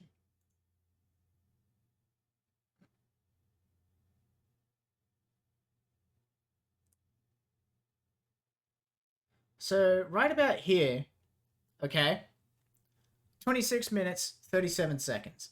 This is where like the first demo raid comes in. And it's vicious. It's savage. It kills about 10, nearly 15 vills. Okay? That's brutal. The next one comes around here. You know, as Karmacetamol is rebuilding, bam, just gets savaged. And then, from that 33-minute mark, Karmacetamol hangs on until 40 minutes. Continues to fight, continues to trade. Let's get rid of the all resources collected thing. That's probably a better. But you can see on this graph where the demo ships or when the demo ships hit. And yet Karmacetamol doesn't give up. Zelos doesn't give up. Of course Karmacetamol doesn't give up. Karmacetamol is winning. And like Zelos, despite having the eco savaged for the entire time, still has the lead in military. Absolutely astonishing play from both players in both games. Beautiful play. Absolutely beautiful play. I mean, these two, everyone, really, but, you know, these two, as a second and third, well, as the two going into the playoffs, I should say, these two have done a great job with all of their peers, but of course they've just played a couple of extra games that have just been a little bit tighter, have been a little bit cleaner, or in some cases messier, but resulting in their victory. You know, everyone here should be going home feeling happy with the way they played, feeling proud of themselves, because they have done an excellent job. I'm going to, of course, well, I don't think I really need to hide anymore. It's not like you can see who wins what. We now have the finals. Karmacetamol goes on to challenge Godricus for the first place.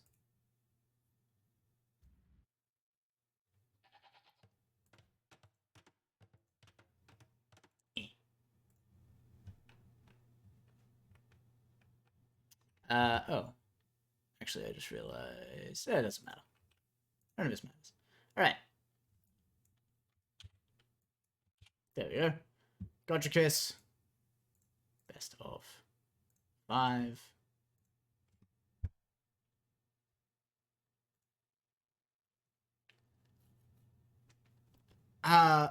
Commiserations, of course, to Zelos. Despite those excellent games played, was, you know, beautifully, particularly that last game. That Vikings game was beautiful from Zelos. But commiserations to Zelos, and congratulations to Karmacetamol, stepping in to the finals against Godricus. Karmacetamol in the blue as the Magyars versus Godricus in the green as the Mongols. Let's see what goes down on Arabia. of course, have a nice clean opening from both players, as you would expect. We're at the cream of the crop of a very solid group of players who have demonstrated just, absolutely stellar gameplay at pretty much every turn. You know, I could probably count on... I can't even think of anyone who didn't play an excellent game. And think of... No. Ooh, Zebra gets away just a little bit from Godricus there. So Godricus is going to be interested in getting these Zebra in and get started on them sooner rather than later, on account of playing as the Mongols. The Mongols, of course, having faster hunt.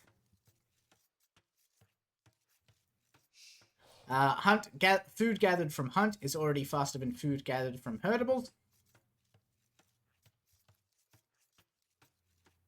I can't really demonstrate that in any easy to visualize way, but we've got 20 food left here. We've got 50 food left here.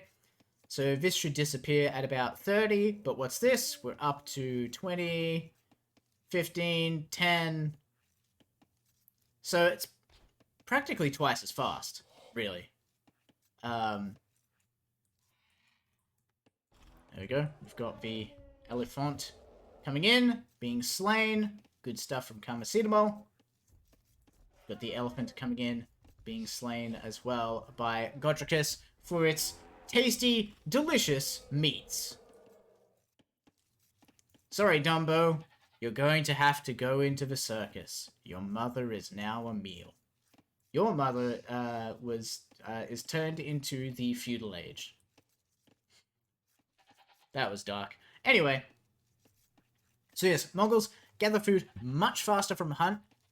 When food is already gathered faster from hunt in the first place, means that your capacity to springboard into the feudal age quickly with them is, well, it's just much greater. Got a house going down to make sure we don't hit pop cap. Karmacetamol already on top of the housing business. We've got the mill going down, because Karmacetamol wants to get chewing through some of these sweet berries. I don't think... Oh, here we go. We're luring in the other elephant.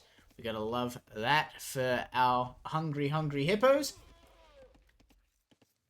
I don't think we've actually seen many Magyars in the tournament, so we'll quickly go over that the Magyars, they get their melee upgrades in the blacksmith for free. Scout Cav, Light Cav, Hussars, they cost less. They do have a unique Hussar in their castle as their unique unit. Their unique unit can have an upgrade which makes it cost no gold. Their Cav Archers get extra range and attack.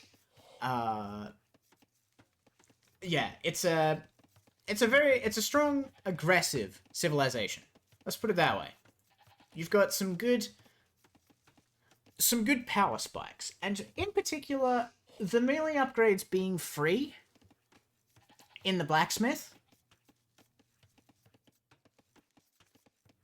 It's interesting.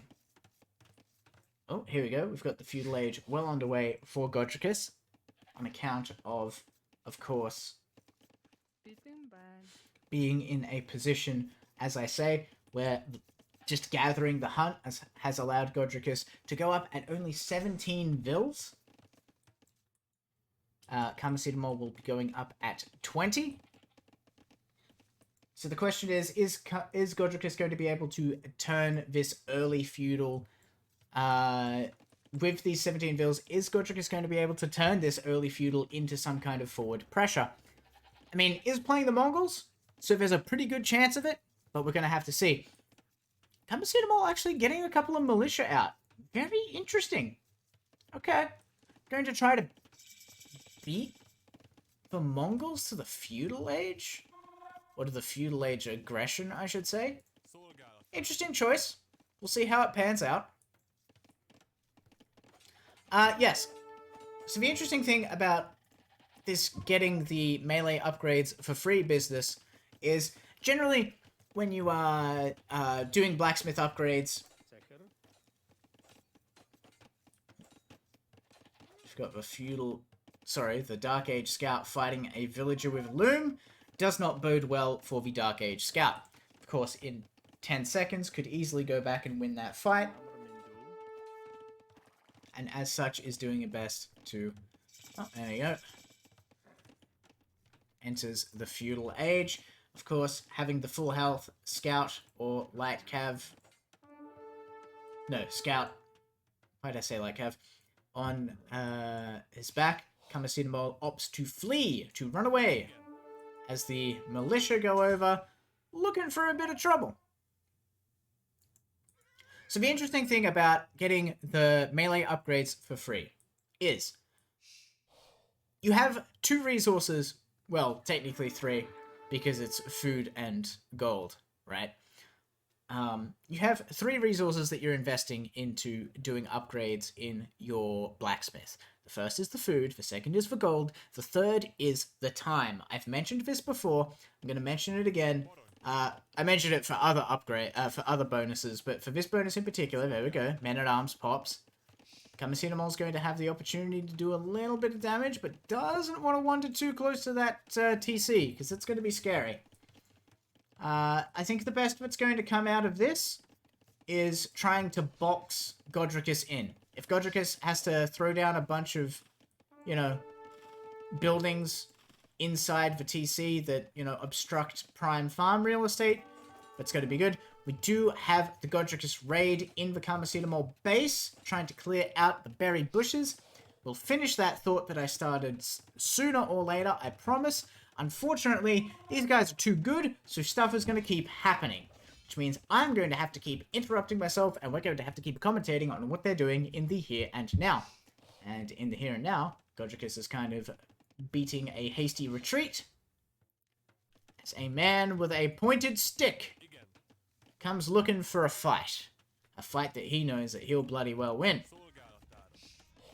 So, getting the upgrade for free, it saves you not just resources, but time. You have to prioritize which upgrade you're going to get. There you go. Good job. Man-at-Arms finding that archer and slaying him immediately.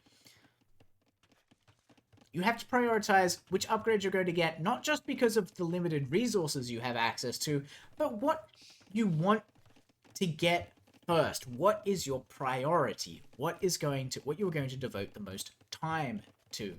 By getting these upgrades for free, it takes them out of the equation, okay? You basically get those resources for free, and you get the time for free, which means you can take whatever else you want. You could go into, you know, either infantry or, like, you could double down on the free melee damage, and you could go for armor upgrades for melee units, be they cav or...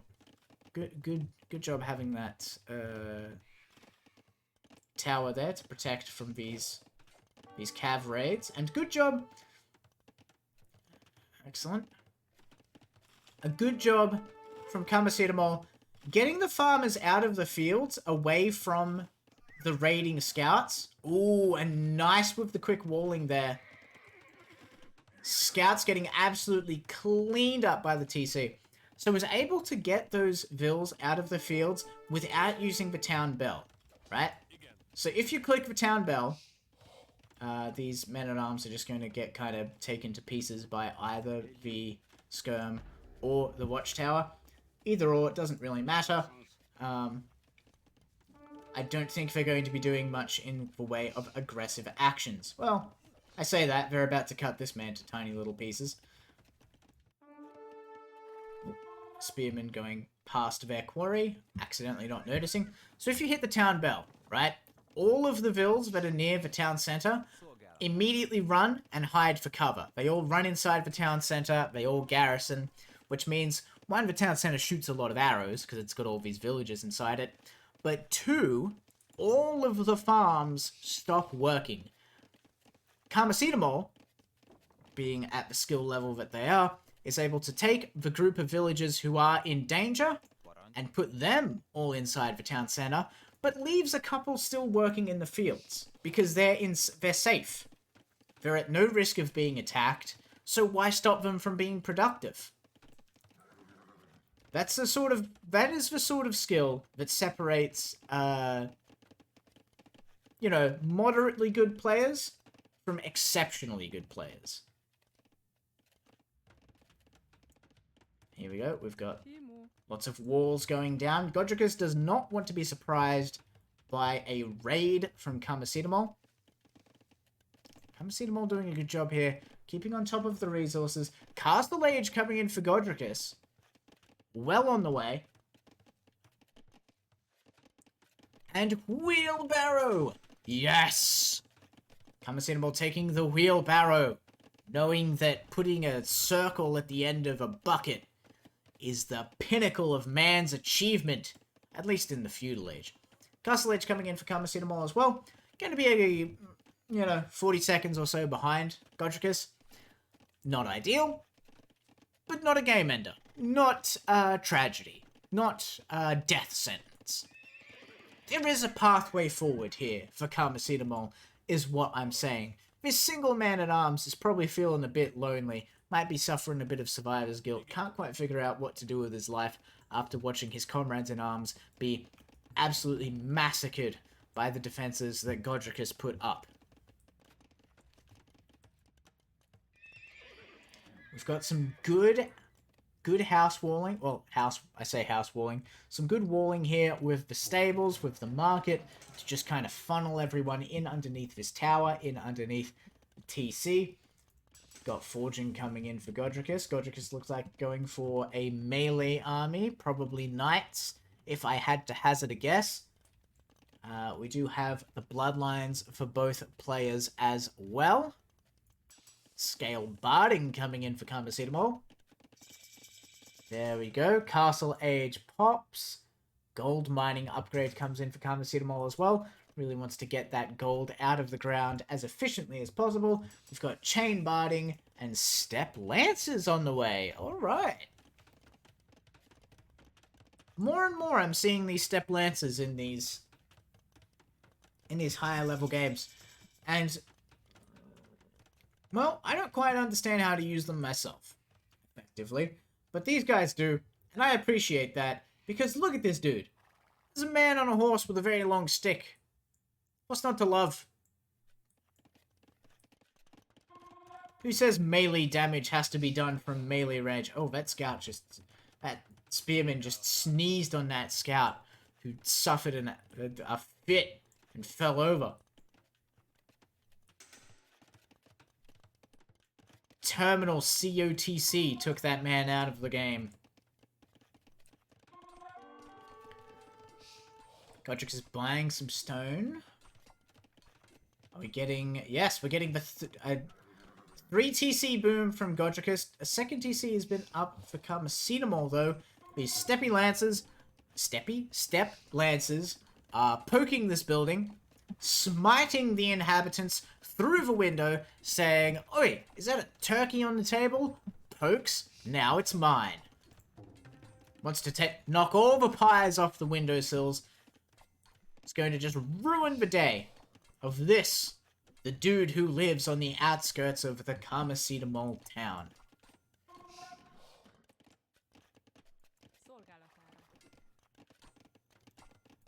Palisade is just slightly big enough that the Step Lancers can't poke the vills on the other side. Needs to do something about repairing it before... Oh, unless that's not a pathway through. Huh. It looks like it is, but I guess it's not. I would have thought that was a gap, but I am stupid, apparently. So we've got a nice little horde of knights showing up. We've got some camels from Godricus to counter the knights. A good shout by any pick. Got a few monks from Karmacetamol. Are we going to see some relic snatching? Yes! Snatch those relics, baby! We've got some good relic dispersal. Nothing too out of the ordinary. Nothing that I would consider particularly imbalanced or favoring one player over the other. And just like that, the Steppe Lancers return and realize that the wall that they smote has been rebuilt by that vexatious peasant. Of course, the Knights, not happy to have that just get knocked down. So these Lancers are able to outrun the Knights. It's an interesting matchup. Here's the thing. Theoretically, these Lancers can attack the Knights from 1 square beyond their attack range. So, you could do the same thing you do with Cav Archers, which is hit and run, hit and run, hit and run. The thing is, your hit distance is 1 tile away. Your margin for error is literally 0. It's a very micro-intensive thing to do. Oh, the Knights run into the Camels, and it's not looking good. Those Camels are absolutely going to get the better of that fight. And indeed, you can see Karmacetamol not even bothering. Not even going to turn around. Oh, that Man-at-Arms has found Tony the Tiger. I know it's a lion. You didn't hear me call that lion a tiger. Yes, so Karmacetamol not even bothering to fight that fight with the Camels. And rightly so. That's a losing proposition if I ever did see it. Does finally catch up to these Lancers that I am circling with my mouse for some reason, and smites them accordingly. Again, that is the trick to using Lancer, or the trick with using something like Lancers. The second you stop micromanaging them, Knights show up and stab them in the face repeatedly until they die. We've got a castle coming down for Godricus, probably looking to start getting into some Cav Archers. We've got a third TC coming down for Karmacetamol, and a beautiful house wall showing up. Sure, why not? You don't want to get pop-capped, right? Couple of Knights looking for some cheeky eco kills. First eco kill of the game, of the set, goes to Karmacetamol. Does this, is this a portent of things to come? Or is this just a freak accident, a mistake, some kind of shenanigans casted by Karmacetamol? We will never know. Well, actually, we will know by the end of the cast. Actually, we'll know. We'll all know. We'll have the answer. So that's pretty cool.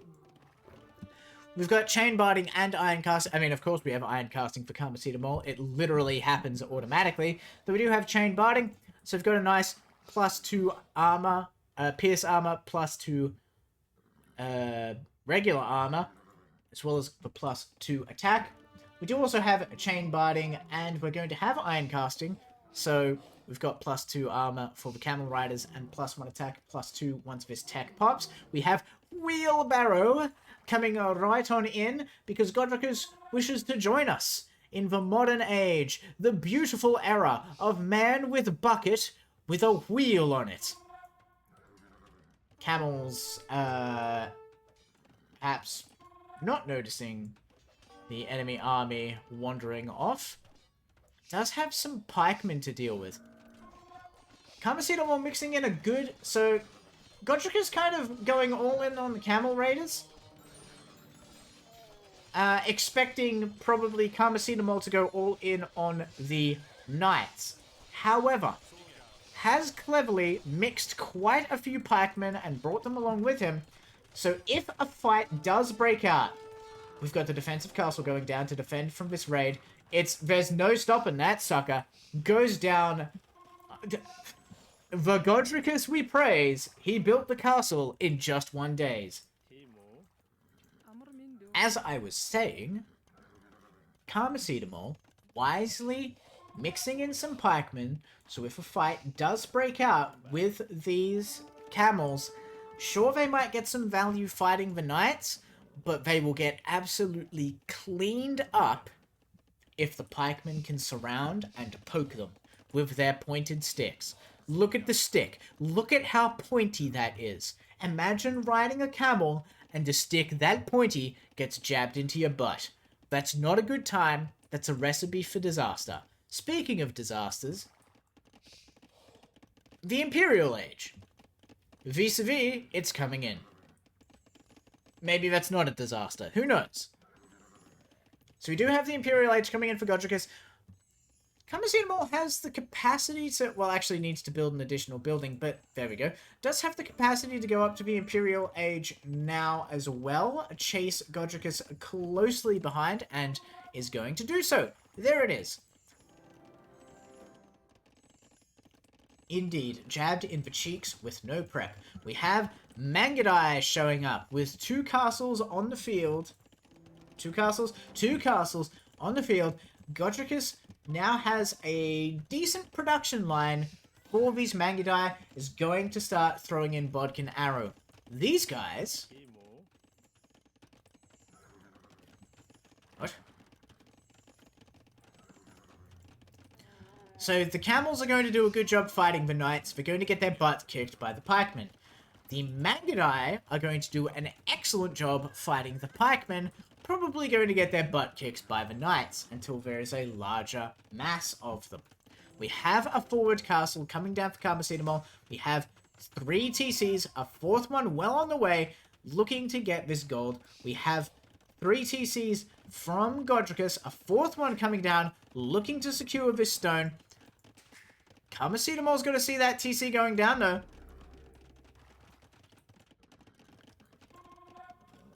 Doesn't interrupt the construction, but could get some cheeky damage in. How many? We got 25 knights. This TC is not long for this world. Godricus needs to react now. And he is reacting now. Of course, Kamasutra sees that coming,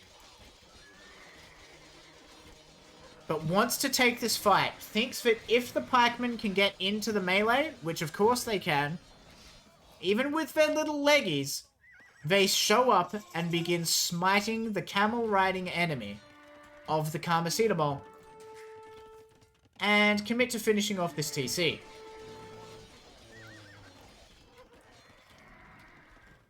The camels lead Kamasutra's knights under the castle, which evens up the odds quite nicely. And the odds were already in their favor. Still, we've got a nice army from Kamasutra. We've got some good TCs coming down. We've got the forward castle. We've got a 3rd castle coming down from Godricus. Godricus has Thumbring. Godricus has Elite Mangudai. Only has 8 Mangudai on the field at the moment, so not going to get too much value out of that upgrade just yet, but is slowly building more. And as that blob gets bigger and bigger, we have seen once Mangudai reach a critical mass, things begin to get ugly. It becomes very difficult to catch them. They are quite fast, faster than a knight. They do quite a handy, healthy bit of damage. They have a decent amount of range, particularly with Bracer. It's easy to get value with Mangudai, is what I'm saying. But all the cheeky knights come in from the other side. Find a trebuchet. Take it to pieces. That's not good for Godricus. We also have a trebuchet begin sieging down the castle, which forces Godricus to come underneath Kamasutra's castle and take the fight with the pikemen, resulting in the camels getting stabbed up something proper. And speaking of getting stabbed up proper, the peasants who are repairing this castle are getting stabbed up quick smart by the upgraded, with blast furnace, pikemen and knights. Castle is barely being repaired. The 2 trebs are going to be more than enough to knock this down. Godricus needs a response, and he needs it now. The other castle? What happened? That was the TC. What happened? Did it get shot down? It must have been getting shot by the castle. I didn't notice, because I'm a fool.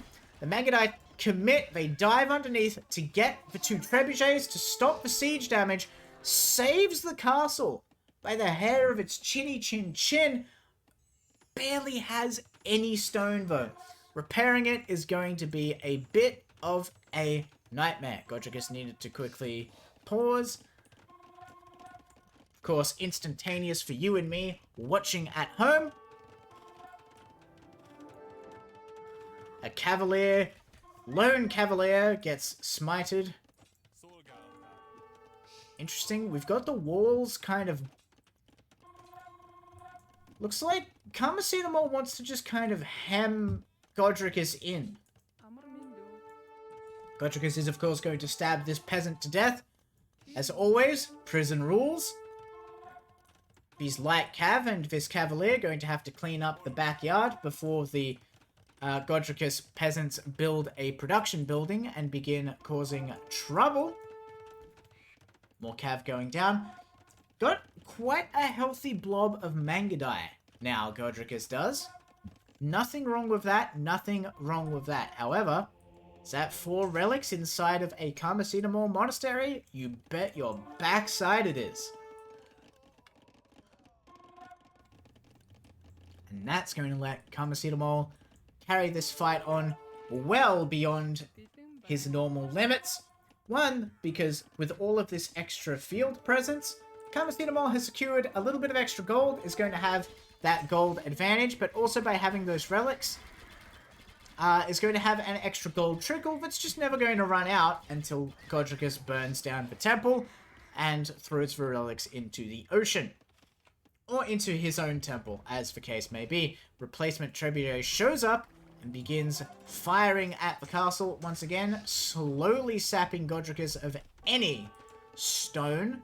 The Mangudai are here.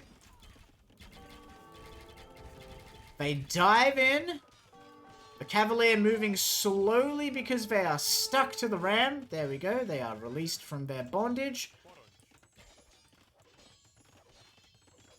Mangudai, of course, doing bonus damage to this and other siege equipment like it. Indeed,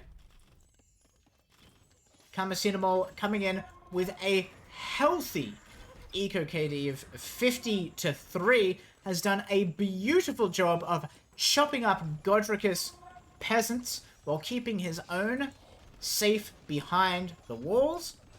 I'm wondering how many of those are just wandering underneath castle fire and being smited. Questions for later. And it's not just Eco KD, it's regular KD as well. Karmasinamol doing a good job keeping the KD nice and even keel. Nothing wrong with that, nothing wrong with that. Does need to be careful of any Mangudai dives that come in and destroy these trebs. Does have some elite skirms on the line now as well. An excellent choice because unlike these Cavalier, doesn't have to get into melee range. In fact, if you will observe, Mangudai having 7 range, skirms having 8, and also having bracer and ring armor. Very nice. These guys are actually going to be able to shoot at Mangudai before Mangudai can return fire.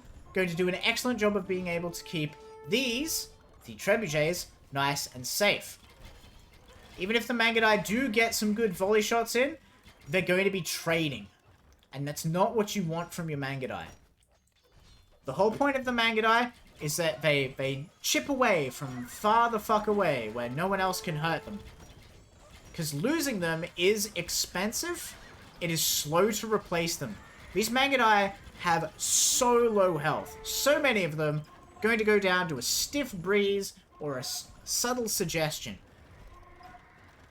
Of course, Godricus doesn't have the opportunity of just sitting back on his hiney and waiting for the fight to keep going. Waiting for an opportunity for the Mangudai to get value. I mean, is creating an opportunity for the Mangudai to get value. But the siege weapons just raining rocks down on Godricus town means that Godricus needs to take the offensive. Can't just sit and wait. Can't just kite forever. Karmasinamol doing an excellent job of forcing Godricus' hand. Underneath the siege of a single trebuchet, Karmasinamol is easily rebuilding. Going into a Treb war with a 4-1 advantage. Karmacetamol going to be probably taking that thing apart sooner rather than later. Unless, of course, the Trebs all get distracted and throw rocks at the Magadai. There goes for Trebuchet. No more siege equipment for Godricus. We do have the Hussar upgrade popping off. Looks like Godricus means to switch into a food-only trash unit. Probably a wise shout. Has quite some good buffs for light cav or Hussars as they may be as the Mongols. Nothing wrong with that. Nothing wrong with that. But with only 2 TCs left compared to Karmacetamol's 4 and no castles compared to Karmacetamol's 3, which are all sitting on his front lawn, I don't see how Godricus intends to move forward. And it would appear that Godricus doesn't see how Godricus intends to move forward either, because Godricus throws in the towel and gives the win to Karmacetamol. Karmacetamol, of course, having just won the playoffs with a convincing 2-0, is now stepping into the finals with the first victory. That, my friends, is big if true. Which it is. So you've got to be happy with that. I'm happy with that. Are you happy with that? I'm happy with that. Bloody good show from both players. Excellent work here from Karmacetamol. Just being a bit... It's a pain in the ass. Particularly microing pikemen with knights, right? It is much more tempting to just go full cavalry, go all knights, or maybe knights and camels if that is an option available to you, or some other kind of cav counter. But going knights and pikemen walking very slowly on their little 2-leggies, knights moving rather rapidly on their 4-leggies of the horse on which they sit with their 2-leggies, totaling up 6 legs per knight. It's the math is very important. Going that extra mile, though, meant that Karmacetamol never had to worry about a fight. Well, did, but didn't, right? If the worst should happen, right? And indeed, the worst did kind of happen over here on this TC. Karmacetamol dives in with the knights and begins fighting the TC, and Godricus collapses on him through here with the camels. This is not good for Karmacetamol. Those knights are going to be torn to pieces by the camels. But because Karmacetamol went the extra mile, because Karmacetamol had the pikemen at the ready to go, it meant that at the absolute worst, Karmacetamol would lose all their knights, and Godricus would lose all their camels. Of course, it didn't shake out that way. Both sides traded blows for a bit and then separated. But worst case scenario, right? Both armies get cleared out. Karmacetamol ends up with a forward position and a bunch of, injured pikemen. Whereas Godricus ends up with nothing because, everything was invested into these camels. Just did an excellent job. And, we barely got to go back and look at the eco for Karmacetamol because the action was just non-stop. And yet, while we were busy watching the fighting, watching all of the glory happening up here, Karmacetamol was not only directing the fighting, but took the time to go back and to throw down a bunch of farms, to build extra TCs, to keep the production going, to keep churning out 135 eco units, plus the 7 who were murdered, totaling up a whopping 142 eco units produced. Also had my favorite thing, free gold. Look at that, 2,651 gold. Ends the game with 711 gold. That relic gold is about 2,000 relic gold that went into minus for 300, 200 that went into the monks or whatever. 2,000 relic gold that went into units, went into upgrades, went into giving Karmacetamol that edge. I cannot stress the huge difference that relics make in these games. And indeed, like, look at the two are neck and neck. They're passing each other. They're swapping places. Godricus is kind of taking a bit of a lead, and then Karmacetamol through several raids. Oh, I just wanna have a look at when. So like, once the Imperial Age hits and the fighting really starts getting messy, I mean, Godricus is coming out ahead. But once the fighting really gets underway, Karmacetamol is able to just begin chewing into and flatlining Godricus. And Godricus is going to have continuous Vil production. So you're thinking, well, it goes from 110 down to like 90 something. So he only lost like 15 Vils. Here's the thing.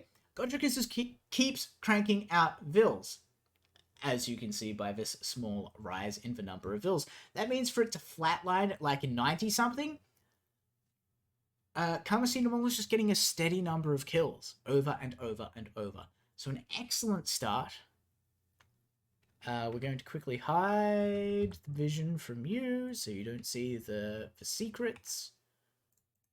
Don't worry, we will be back momentarily. Don't panic. Everyone panic, actually. If you could all just panic, please, that would be wonderful. Oh, look at that. We're back. I knew you could do it. And here we have Godricus in the green on Socotra as the Ethiopians versus Karmacetamol in the beautiful blue as the Incas. Now, we all know that I am a sucker for the Mesoamerican civs. I love the Eagle Scouts. I love all of their bonuses. I actually quite like the Inca in particular. I don't know how they stack up on the ladder, but I think the Inca are really cool. They have a unit similar to the Steppe Lancer, even though they don't have any cavalry. It is called the Kamayuk, which is basically it's a pikeman who can attack from 1 square away, and also a slinger, which is like another kind of counter archer. But more importantly, well, I guess equally importantly, I don't know. The interesting thing is that one of the Inca unique techs means that their skirmishers do not have a minimum range. Skirmishers or slingers, I should say.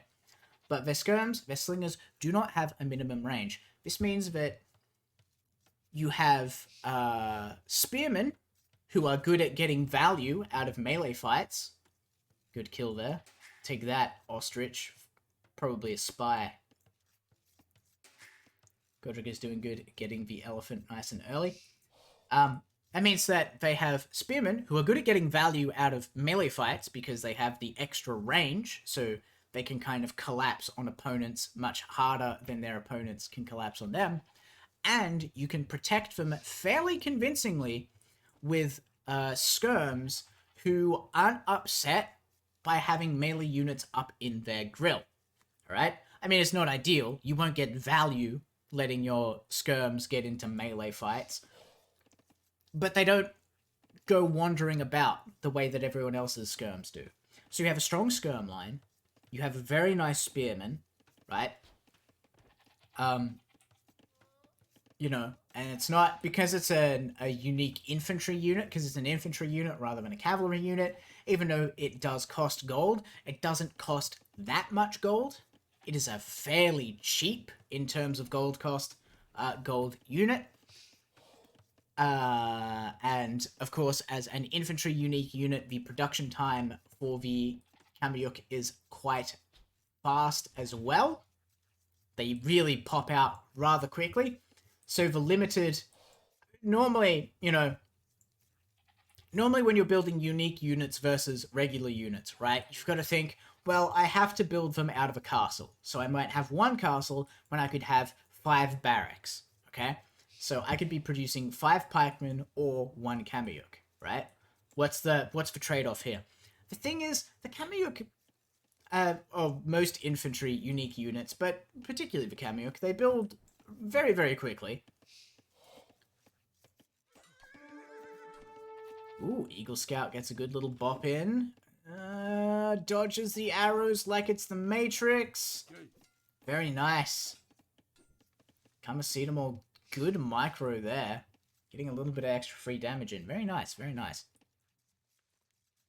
As I was saying, so the Kamyuks, you know, they do still suffer the same limitations as other unique units. And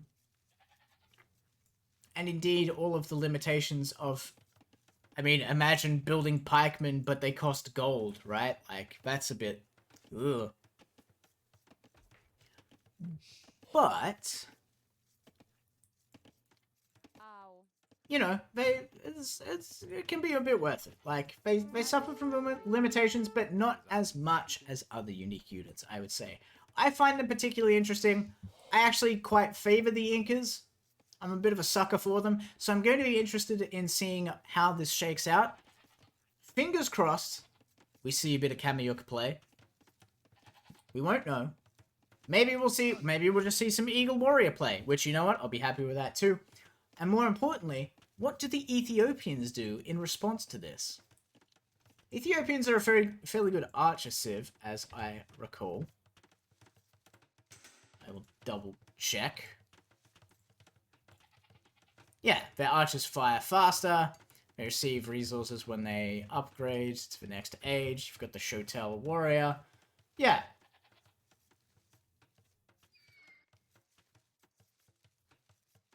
So Ethiopians do have some good options here. But it's going to be interesting to see how they pan out. Both players, of course, heading to the feudal age, one after the other. Both players also opting to do a little bit of militia harassment. Because why not?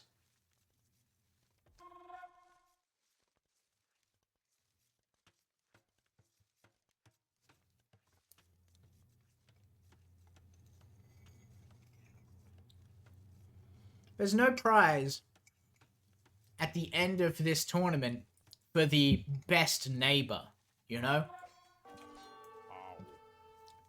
You don't get a medal for being a peaceful, good neighbor who, you know, lends their opponent a cup of sugar when asked.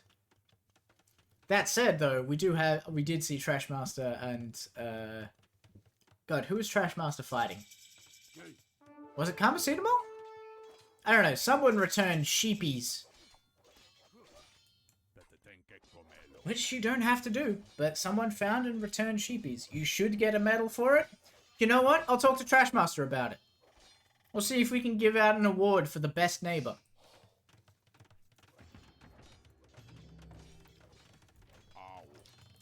Excellent job from Godricus there, cleaning up that fight nice and convincingly. Gets the Man-at-Arms upgrade to pop to boot.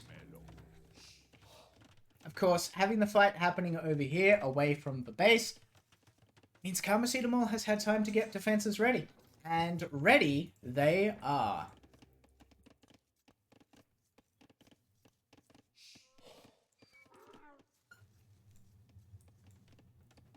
We have the double bit axe in. We have the archers on the way. Godricus looks like wants to make this... wants to start something, you know? Wants this to be a fight. Ooh. Scout comes in. Oh, that scout is not long for this world. Oh, boy. Alright, looks like it just annoyed the locals. Nothing too sassy. It's an interesting wood line.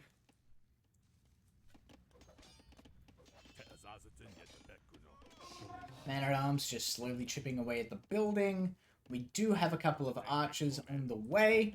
Of course, Kamacetamal has some skirms and archers of his own, ready to respond to any shenanigans, any bull dinky that happens to be dropped upon thine doorstep, with fletching to boot, making these a much more ferocious and fearsome opponent than their Godricus counterparts. I mean, look at that.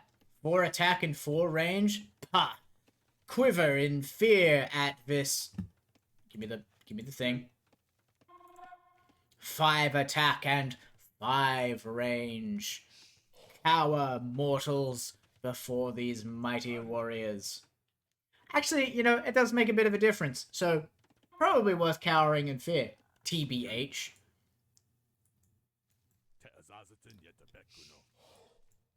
Oh, is this... This is an open pathway. That's not ideal. Come see them all. Probably not looking to have that.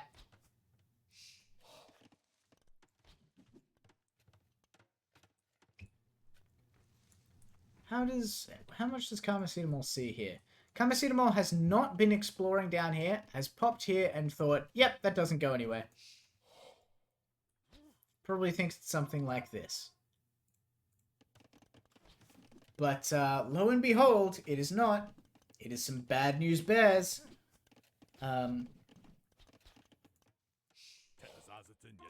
Godricus is going to get one chance to sneak these archers inside Karmacetamol's base. If he does not turn this into some convincing damage, and with these 3 skirms ready at the base, I don't know if he'll be able to. That's it.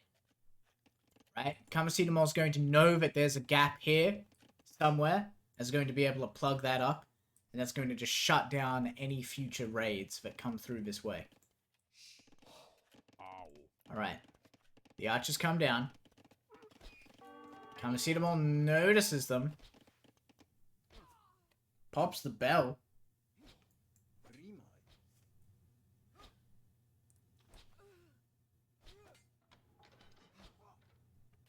Has the Vils run away? They're getting slain by the minute, I guess. I don't know. And a nice quick gate there stops the archers from following through. They stab up the scout to death. Prison rules, of course. And smite the enemy archers as they see fit. We, of course, have a couple of men-at-arms, I guess, staring out into the distance, wondering, is it really all worth it? Why do we fight? Why do we fight when we should love? I'll tell you why you fight when you should love, because Karmacetamol and Godricus want to determine whom amongst them is the better Age of Empires 2 player. And that's good enough reason for you two to fight and die, so chop chop, get to it. Meanwhile, Karmacetamol coming back out, having a cheeky little wander. Godricus perhaps noticing that there was a teeny tiny gap there. Begins throwing down a palisade. There we go.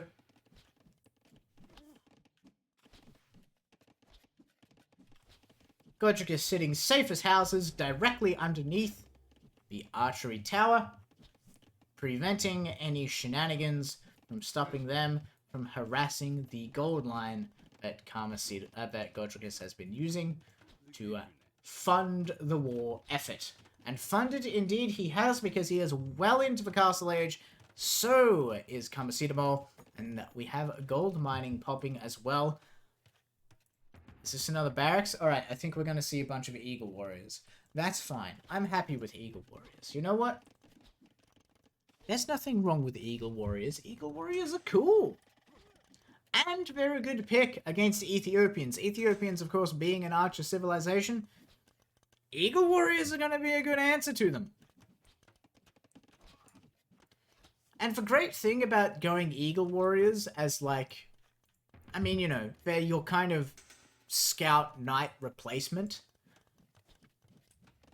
So while they're not as great as knights, like, you can start building them in the feudal age while you're aging up, so that once you do age up, once that tech does pop, you just upgrade them to Eagle Warriors, and then you get that nice power spike on the units that you already have on the field. Whereas if you were doing something with knights, you have to wait for Castle Age to pop, then you can start building knights, and yada yada yada, right? The point is, you can get a little bit of field presence with them just beforehand. Case in point, they found these vills. You're going to poke them until they die. This is actually... These are quite dire straits for Godricus.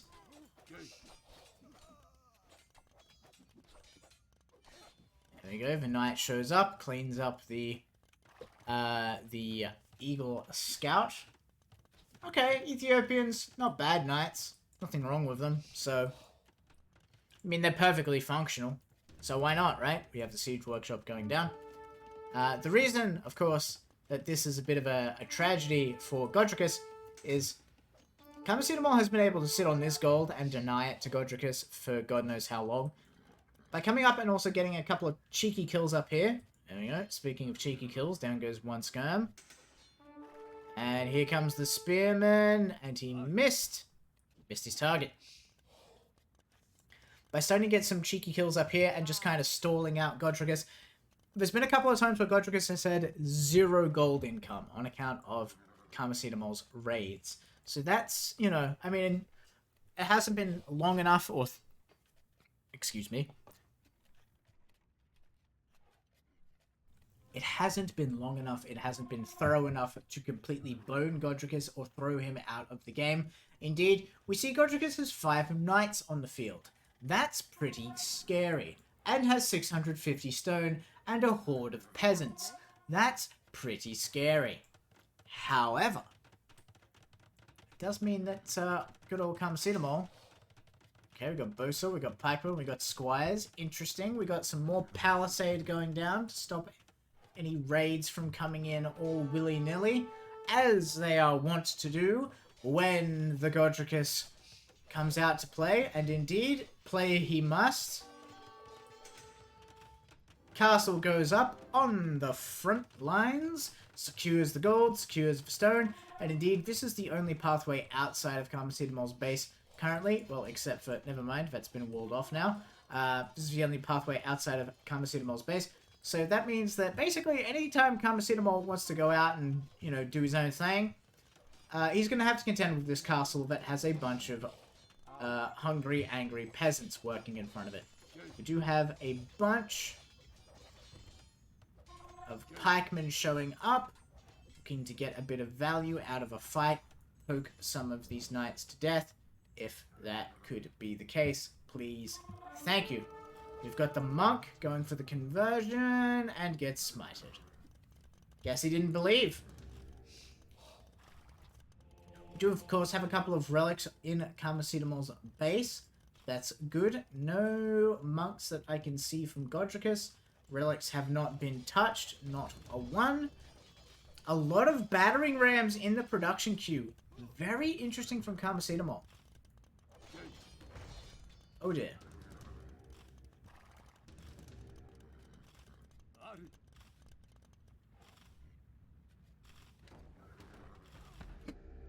That poor peasant lady. That... she was just standing there minding her own business, and a fucking rock just hit her right in the belly. Okay, so we've got the monk at work.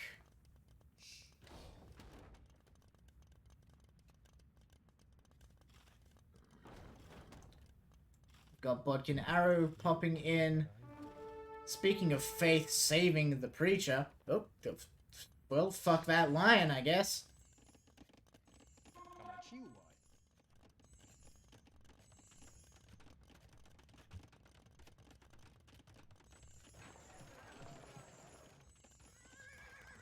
There we go. The knights roam about.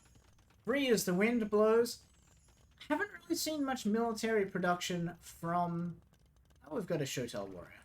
Haven't seen a lot of military production from Godricus for now. I think all of the resources have been going into eco upgrades, or other upgrades, I should say, into military upgrades and whatnot. Just kind of happy with the units that he's got, you know? Just kind of drip feeding out some extra Shotel Warriors. And there's nothing wrong with Shotel Warriors. They're pretty good.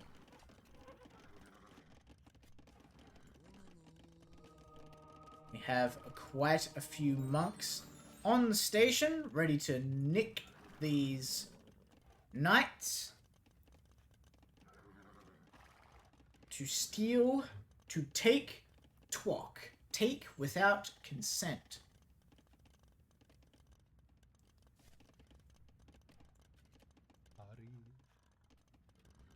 From the Godricus army.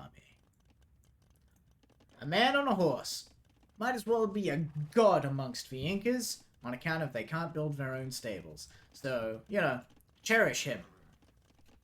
Cherish him and love him and kiss him and pet him and call him George. Do whatever it is that you do to make special guests feel special. We have the Imperial Age coming in from Carmesidamol before the first castle goes down. I don't think I've ever seen that before.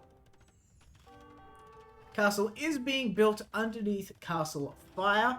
That's not ideal. You don't really want that to happen. That's bad. And the stone has been sucked away. Godric is really doing a good job controlling the terrain and just hoovering up the resources as they exist. Doing his best to just strangle Carmesidamol out of this game. You know, I've said that there hasn't been a lot of military production from Godricus, and there hasn't been a lot of military production from Godricus, but there has been some military building production. It has allowed Godricus to take some fairly prominent positions on the map. Carmesidamol is on a timer. You know, and it does have some relics. So it is going to soften the blow quite a bit, okay? I mean, you don't want your opponent to just have all of the gold, but if you must give it to them, try and take the relics. You know, it'll kind of even the odds a little bit. Won't be anywhere near as good. Hey, there we go, slingers. Look at that. The coolest of beans. Now, slingers... What do slingers specialize in? Are they... Let me make sure I get this right for you. Slingers, unique unit, ranged anti-infantry unit that cannot attack at close range. So they just cost food instead of wood. Anyway, we've got a fight going on. Knights come chomping away, knocking down these buildings. We do have a couple of trebuchets, though. Godricus is still a minute away from the Imperial Age. That means Godricus has no response to the trebuchets currently. That's not ideal. We do have the fortified wall upgrade coming in as well. Going to make these stone walls into fortified walls. 8 armor, 10 pierce armor, 1800 health, fortified wall pops, and look at that, 12 armor around and nearly double the health. Now, even though Godricus has been able to just chew up all of the stone, you know, basically at his own leisure, he's spending a lot of it on repairing this castle, and that castle has now been smited. Imperial Age does pop, so Godricus is going to be able to start building his own trebuchets in response. But the question is that going to make a difference? So we have lots of pikemen. Here come the slingers.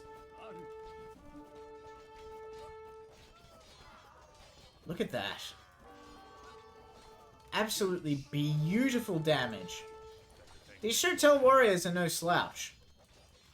If they get into melee range, they will slaughter you.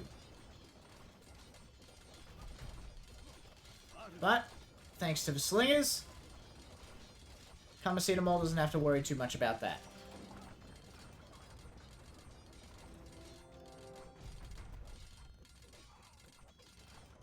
It's going to poke that to death. Here we have the crossbowmen. So as you can see, crossbowmen, slightly better than slingers, though they do have both. Well, actually, about the same as slingers, now that I look at them. Slingers have slightly more health. Basically the only discrepancy is in the bodkin arrow upgrade. So I guess slingers are just slightly better crossbowmen that cost food instead of wood. That's interesting. Which means you can devote your entire economy to food and gold, rather than having to split between food, wood, and gold. Or at least your economy devoted to military unit production. Interesting. Very... Ooh.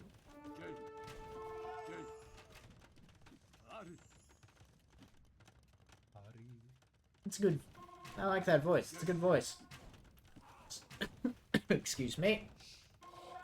Skirm's getting into a fight with the crossbowmen. Looking to perhaps knock them down a peg before anything crazy happens. The knights just kind of chipping away, and Shotel warriors just kind of chipping away at whatever's going on. We do have ballistics popping for Karmacetamol. We have 4 trebuchets currently, and Godricus has none in response. Does have a bombard cannon on the way. And here we go. The castle is being dropped on top of Godricus' gold. Whereas Godricus was in a commanding position previously, had control of all of this middle real estate, and indeed got all of the stone out of it. Didn't quite finish cleaning up the gold, but was inside his own backyard, which means that Karmacetamol now comes and says, ooh, interesting, I think I'll have that. University gets burned down, but, you know, whatever. As if you would read, you nerds. Arbalester pops. Another knight gets converted. Ah, there we go. We've got Arbalesters versus Elite Skirms. Pikemen being shot in the side of the face as they just wander through the fields. Not worried too much about one thing or the other thing. Or each and everything. Now, a bombard cannon reveals itself by firing at the skirms. So, Karmacetamol knows it's there, and it's going to shoot at the trebs. But it's too late. The TC goes down. Godricus now has no castles, no TCs, and 50 eco. Karmacetamol is just absolutely slaying it with these cheeky raids.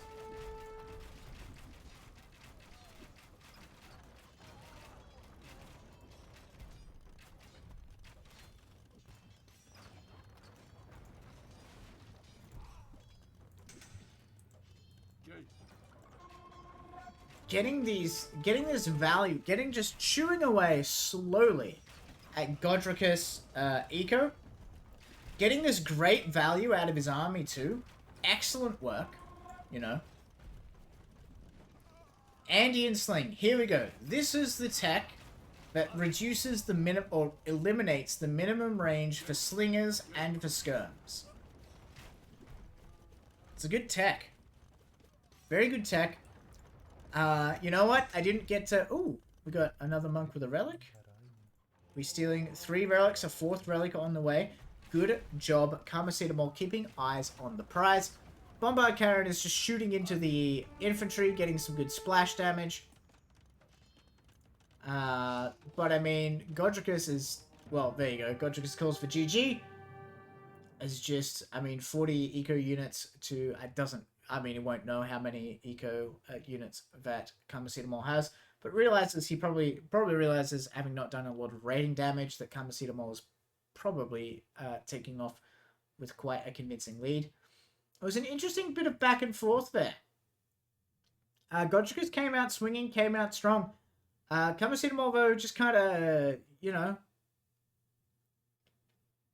bunkered down and prepared. Just slowly didn't overstep his boundaries, you know, didn't panic, wasn't worried about running out of gold, wasn't worried about anything like that, just slowly,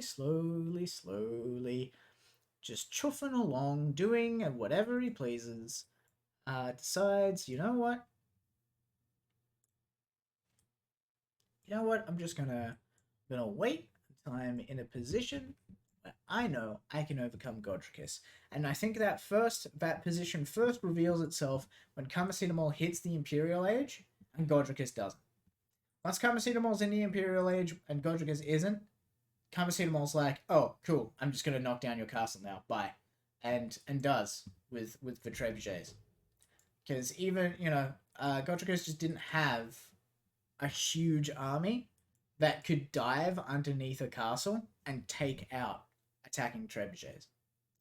Had to just kind of grin and bear it. So good play from both players. Karmacetamol now with a 2-0 lead. Has to be feeling pretty bloody good about himself. Moving into what could potentially be the third and final game. Who knows?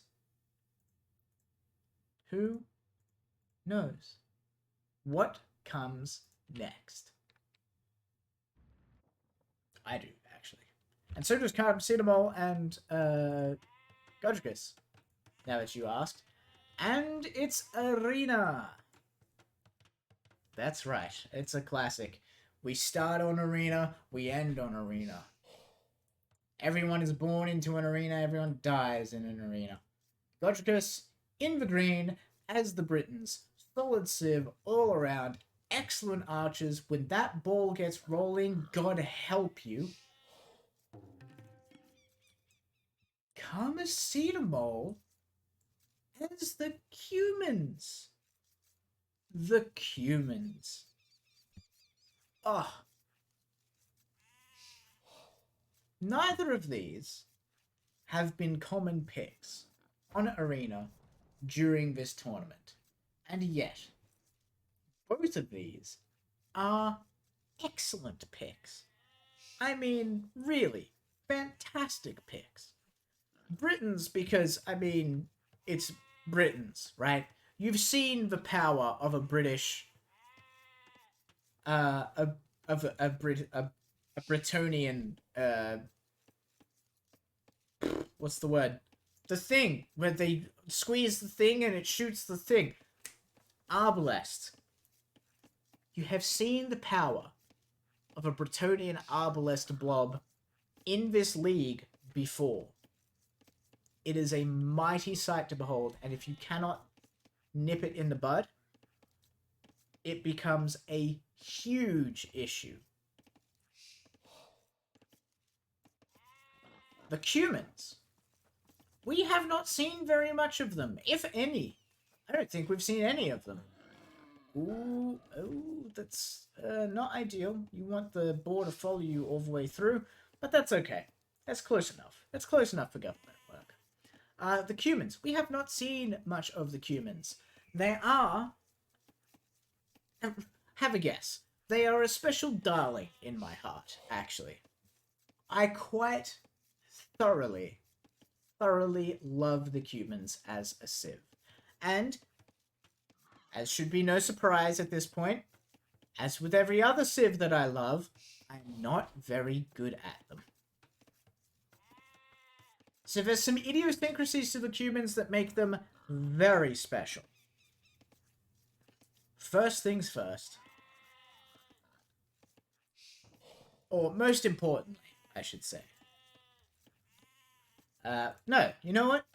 We're gonna leave the most important for last. I'm gonna read these to you from the least important. Their archery ranges and their stables cost 75 less wood. That's half price, baby. Their cavalry gets 5% faster with each age. The Kipchak is pretty cool. Their unique unit. It's a horse archer. It's cool. It shoots very quickly. Their walls, their palisade walls, have 33% extra HP.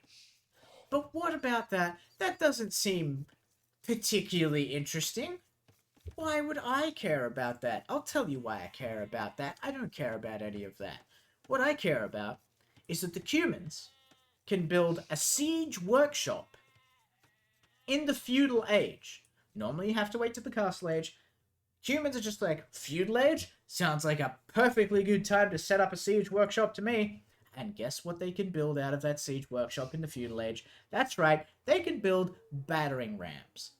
If you can get like a small archer army or like a small pike army and spear army and follow some early battering rams out, you could put your opponent, particularly a British opponent, under a huge amount of pressure. Because they're not going to have a lot of options to deal with battering rams this early. But what if you're not an aggressive player? What if you like eco bonuses? That's okay, we've got you covered. Guess what else you can do in the feudal age? You can start building a second town center. That's right. Feudal age coming in, by the way. I believe Karmasinomol is about to demonstrate this fact perfectly to us. Yeah, we got lots of people on wood. We're gonna see it. So normally you have to jump up to the castle age to begin building additional town centers. And why would you want additional town centers? Well, another town center means you start producing more vills. The more vills you produce in a smaller amount of time, the better off your eco is. It's, you know, your economy booms, and that's how you, get ahead and begin smiting your opponent. And there it is, town center goes down. Second TC goes down. Godricus hasn't even started. There we go. Just starts the feudal age. And Karmasinomol is already a quarter of the way towards the second TC. Now, the TC does build much slower in the feudal age than it does in the castle age. But that's whatever. It's a second TC. The amount of eco you can get out of this is insane. Because not only are you producing 2 villages for the entire feudal age for every one that your opponent produces, right? When you click up to castle age, rather than your only TC being shut down to research for castle age, your second TC can research for castle age, while you continue to pump out vills. That's right, the vill party never stops when you play the Cumans. And damn it all, what a great pick for Arena. If your opponent can't pressure you early, it's a risk. It's a lot of resources to invest early in feudal, but if your opponent can't pressure you, and guess what? There's a bunch of giant stone walls here, so of course not. If your opponent can't pressure you when you invest these resources into this second TC, you take off. You just leave everyone in the dust. Having extra vills, having extra vill production is a huge bonus. And I think we're about to see what a fantastic pick from Karmasinomol. God. I'm in awe. Hey, Godric is doing a good job, though. Look at this. Has found 4 out of the 5 relics. Knows what's up. Alright, good job, Godricus. Godric is, of course, rushing towards the castle age, because, Oh, we got a scout fight.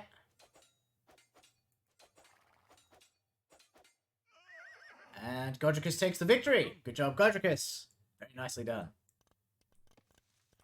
So Godricus is, of course, rushing towards the castle age, and is going to get to the castle age sooner than Karmasinomol, because part of the downside of having 2 TCs is your food expenditure doubles. Okay?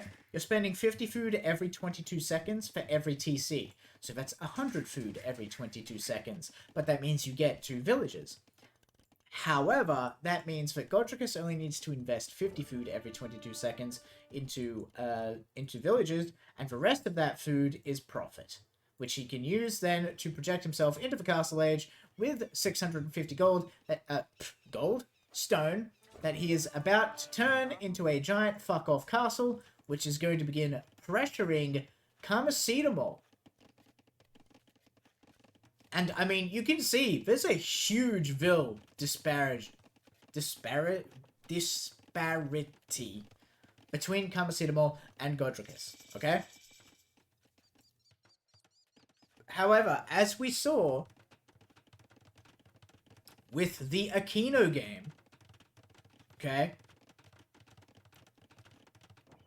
having a strong eco at home on this map with no military to back it up, it doesn't mean jack.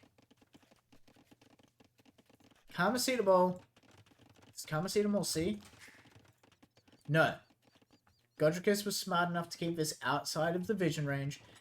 It's actually covering some forward stone. That's very good. So Karmacetamol knows. And here we go. It's going to reveal himself now as sieging down the stone wall. Godricus knows to keep this out of the sightline while it is being built. Karmacetamol is now being pressured by the castle. However, you know, Godricus has a fairly small army to back it up so far. We do have some longbowmen who are going to be able to fight inside Karmacetamol's territory pretty much uncontested. At 7 range, they are actually going to outrange town centers currently. Okay, until Karmacetamol gets fletching, TCs are going to be outranged. 54 eco to his opponent's 30, though. That's 2-1.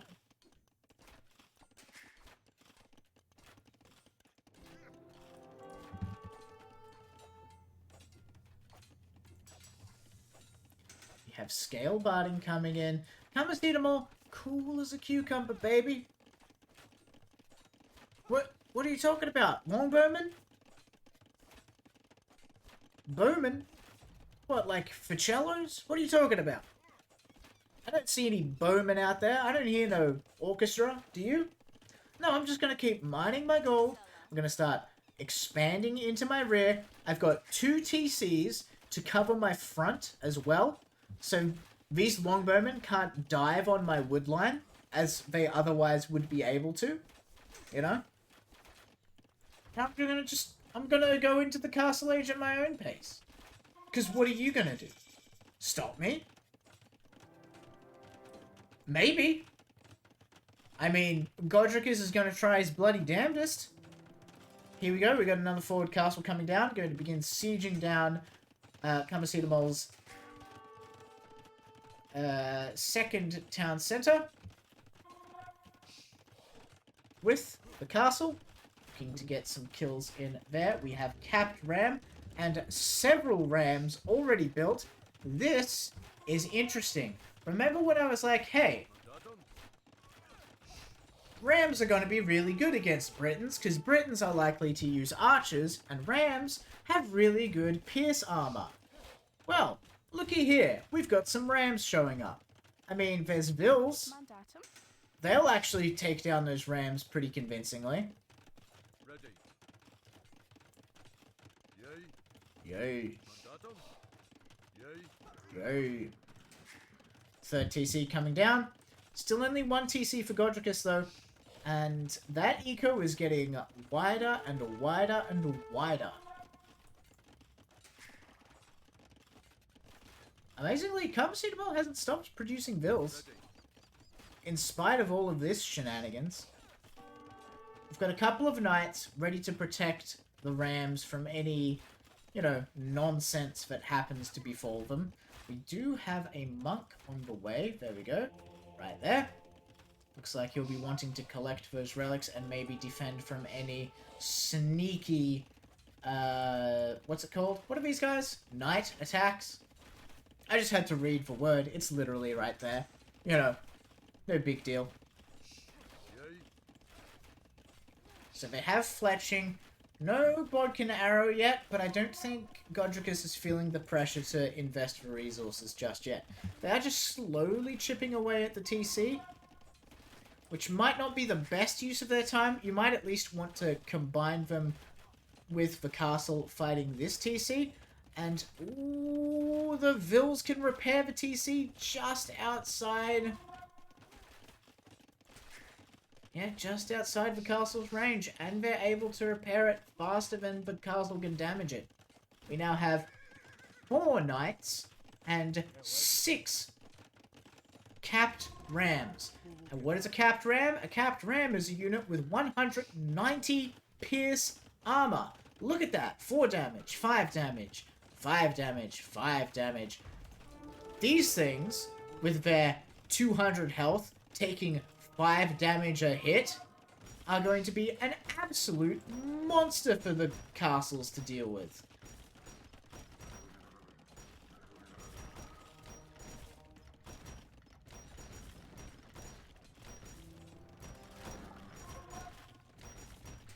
TC has been fully repaired.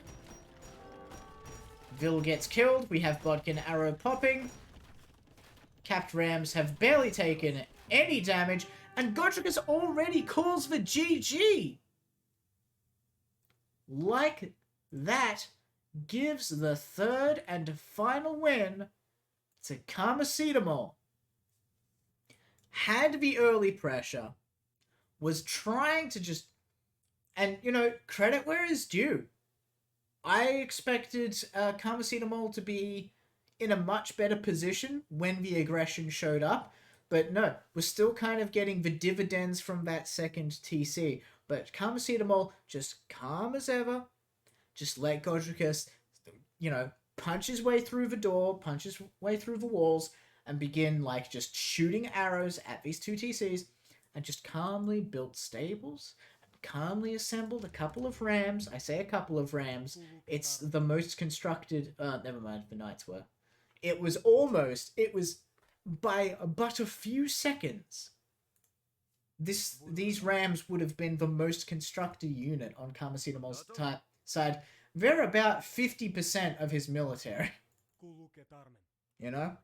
Or close to. I don't know. What is that? 2/5?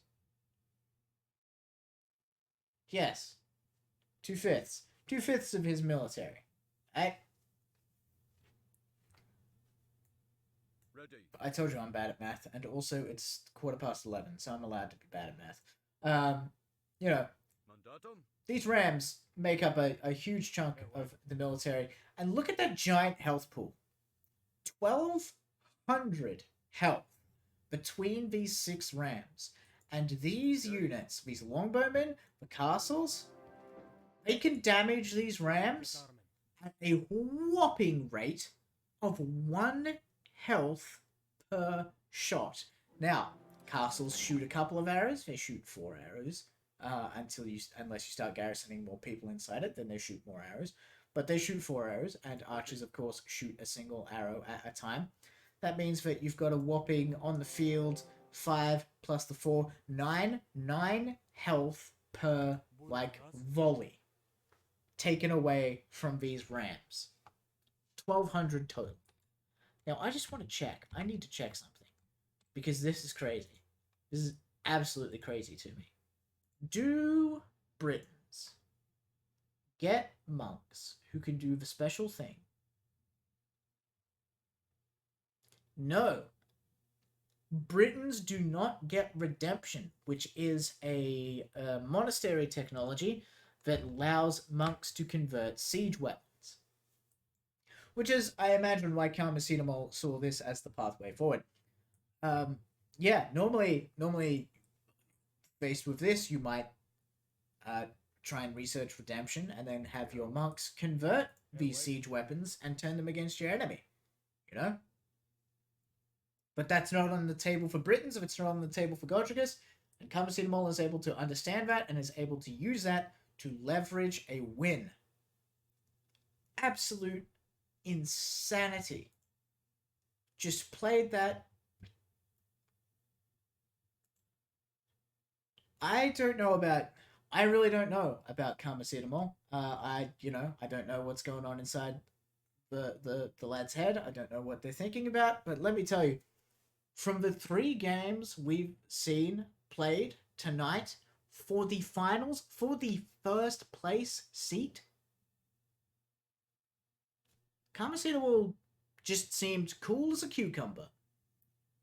Just calm as anything, just rolled out of bed and was like, I'm gonna win some Age of Empires games today. And then did. 3-0. Kamasita taking the win. And what a well-deserved win it is. Kamasita, of course, has played fantastic this season. Of course, everyone has. Godricus has. You know? All of our players. I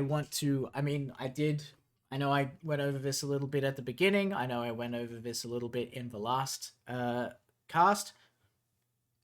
But I have to stress how pleased I am to have been able to cast these games, to have covered Godricus and Kamasita grand tussle for the first place, to have seen some of the crazy plays that we've seen throughout this series, this league. You know, and the players just phenomenal, absolutely phenomenal players. Excellent micro. It was real neck and neck for a long time. I wasn't sure for like the first week. It was like nothing but 1-1 victories. I thought, oh good lord, how are we ever going to determine who's going to win this thing if everyone keeps winning one of each set? This is ludicrous. But, you know, eventually someone pulls away from the pack. Not by very much, though. It was a tight race. It was a bloody tight race. So big thank you to all of the players, to everyone who showed up to support them, to see the skills on display from these people. You know? They put themselves out there.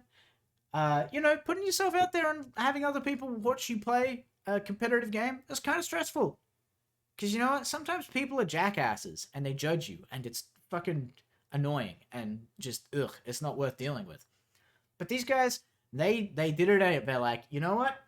I am confident that the people who watch this are going to be cool about it. And you know what? At least in my chat, you have been cool about it. And I appreciate that from all of you as much as I appreciate the wonderful skills on display from these fantastic competitors. I could not have been happier casting League C. Absolutely could not have been happier. A big thank you to Trashmaster for inviting me back and asking me to cover this. Absolutely just my absolute pleasure. Anytime. Absolutely anytime. On top of that, once again, a big thank you to Sean AoE for moderating this group. You know, making sure everything runs smoothly, even when we have a couple of hiccups, just being like, look, I don't care if it makes me unpopular. These are the rules. This is what I'm enforcing. Get it done. You know? Big thank you to them for that.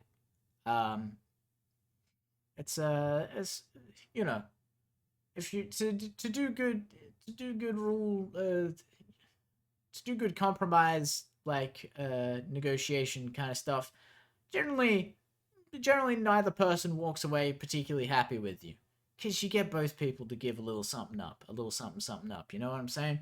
So it's a bit of a rough job sometimes, but Sean Avery stepped up.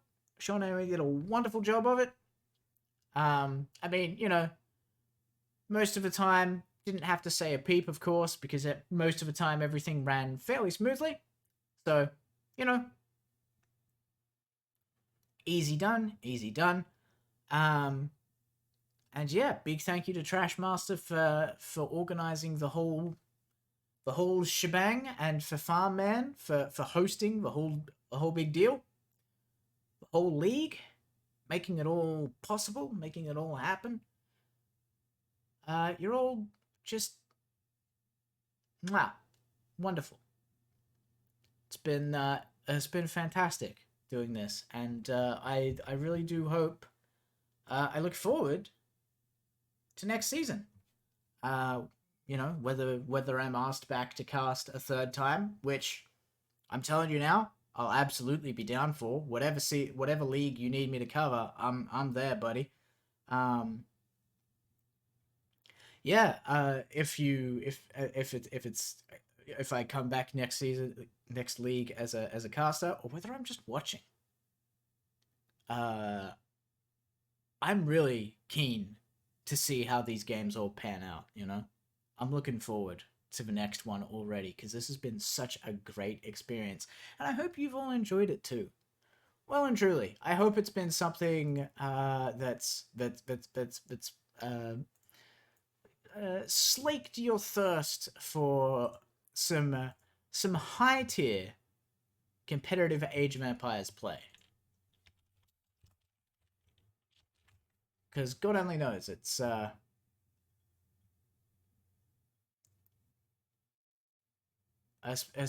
been a wild ride. It's been a pleasure for me. Hey, my pleasure. Thank you for everything you put into it. You know, y'all are something else. Y'all are special. I love casting these games. I really do. With that, I need to double check and see. I don't see anything else in the casting room. Yeah, I think we're. I don't see. Yeah. All right, cool. Unfortunately, I don't see anyone else casting any of the Age of Empires stuff from Farm Man, so I think we're just going to have to wrap it up there. I'm glad you've enjoyed. I'm glad those of you who have enjoyed this content have kept coming back and have enjoyed it. And, you know, if some of you have thought, man, I wish this guy would shut the fuck up for 2 seconds and stop thinking he's funny, you'd get along great with my parents. Um, and you are released now. No more casts from me until next league. So, good o you. Um, Hopefully, some of you might stick around and watch some of the weirder, stupider stuff I do, which would not be Age of Empires related, but if you're just here for the Age of Empires, I appreciated having you all as a guest. You're all swell. And I send you off into the darkness one final time with a big old mwah. Good night, and be well.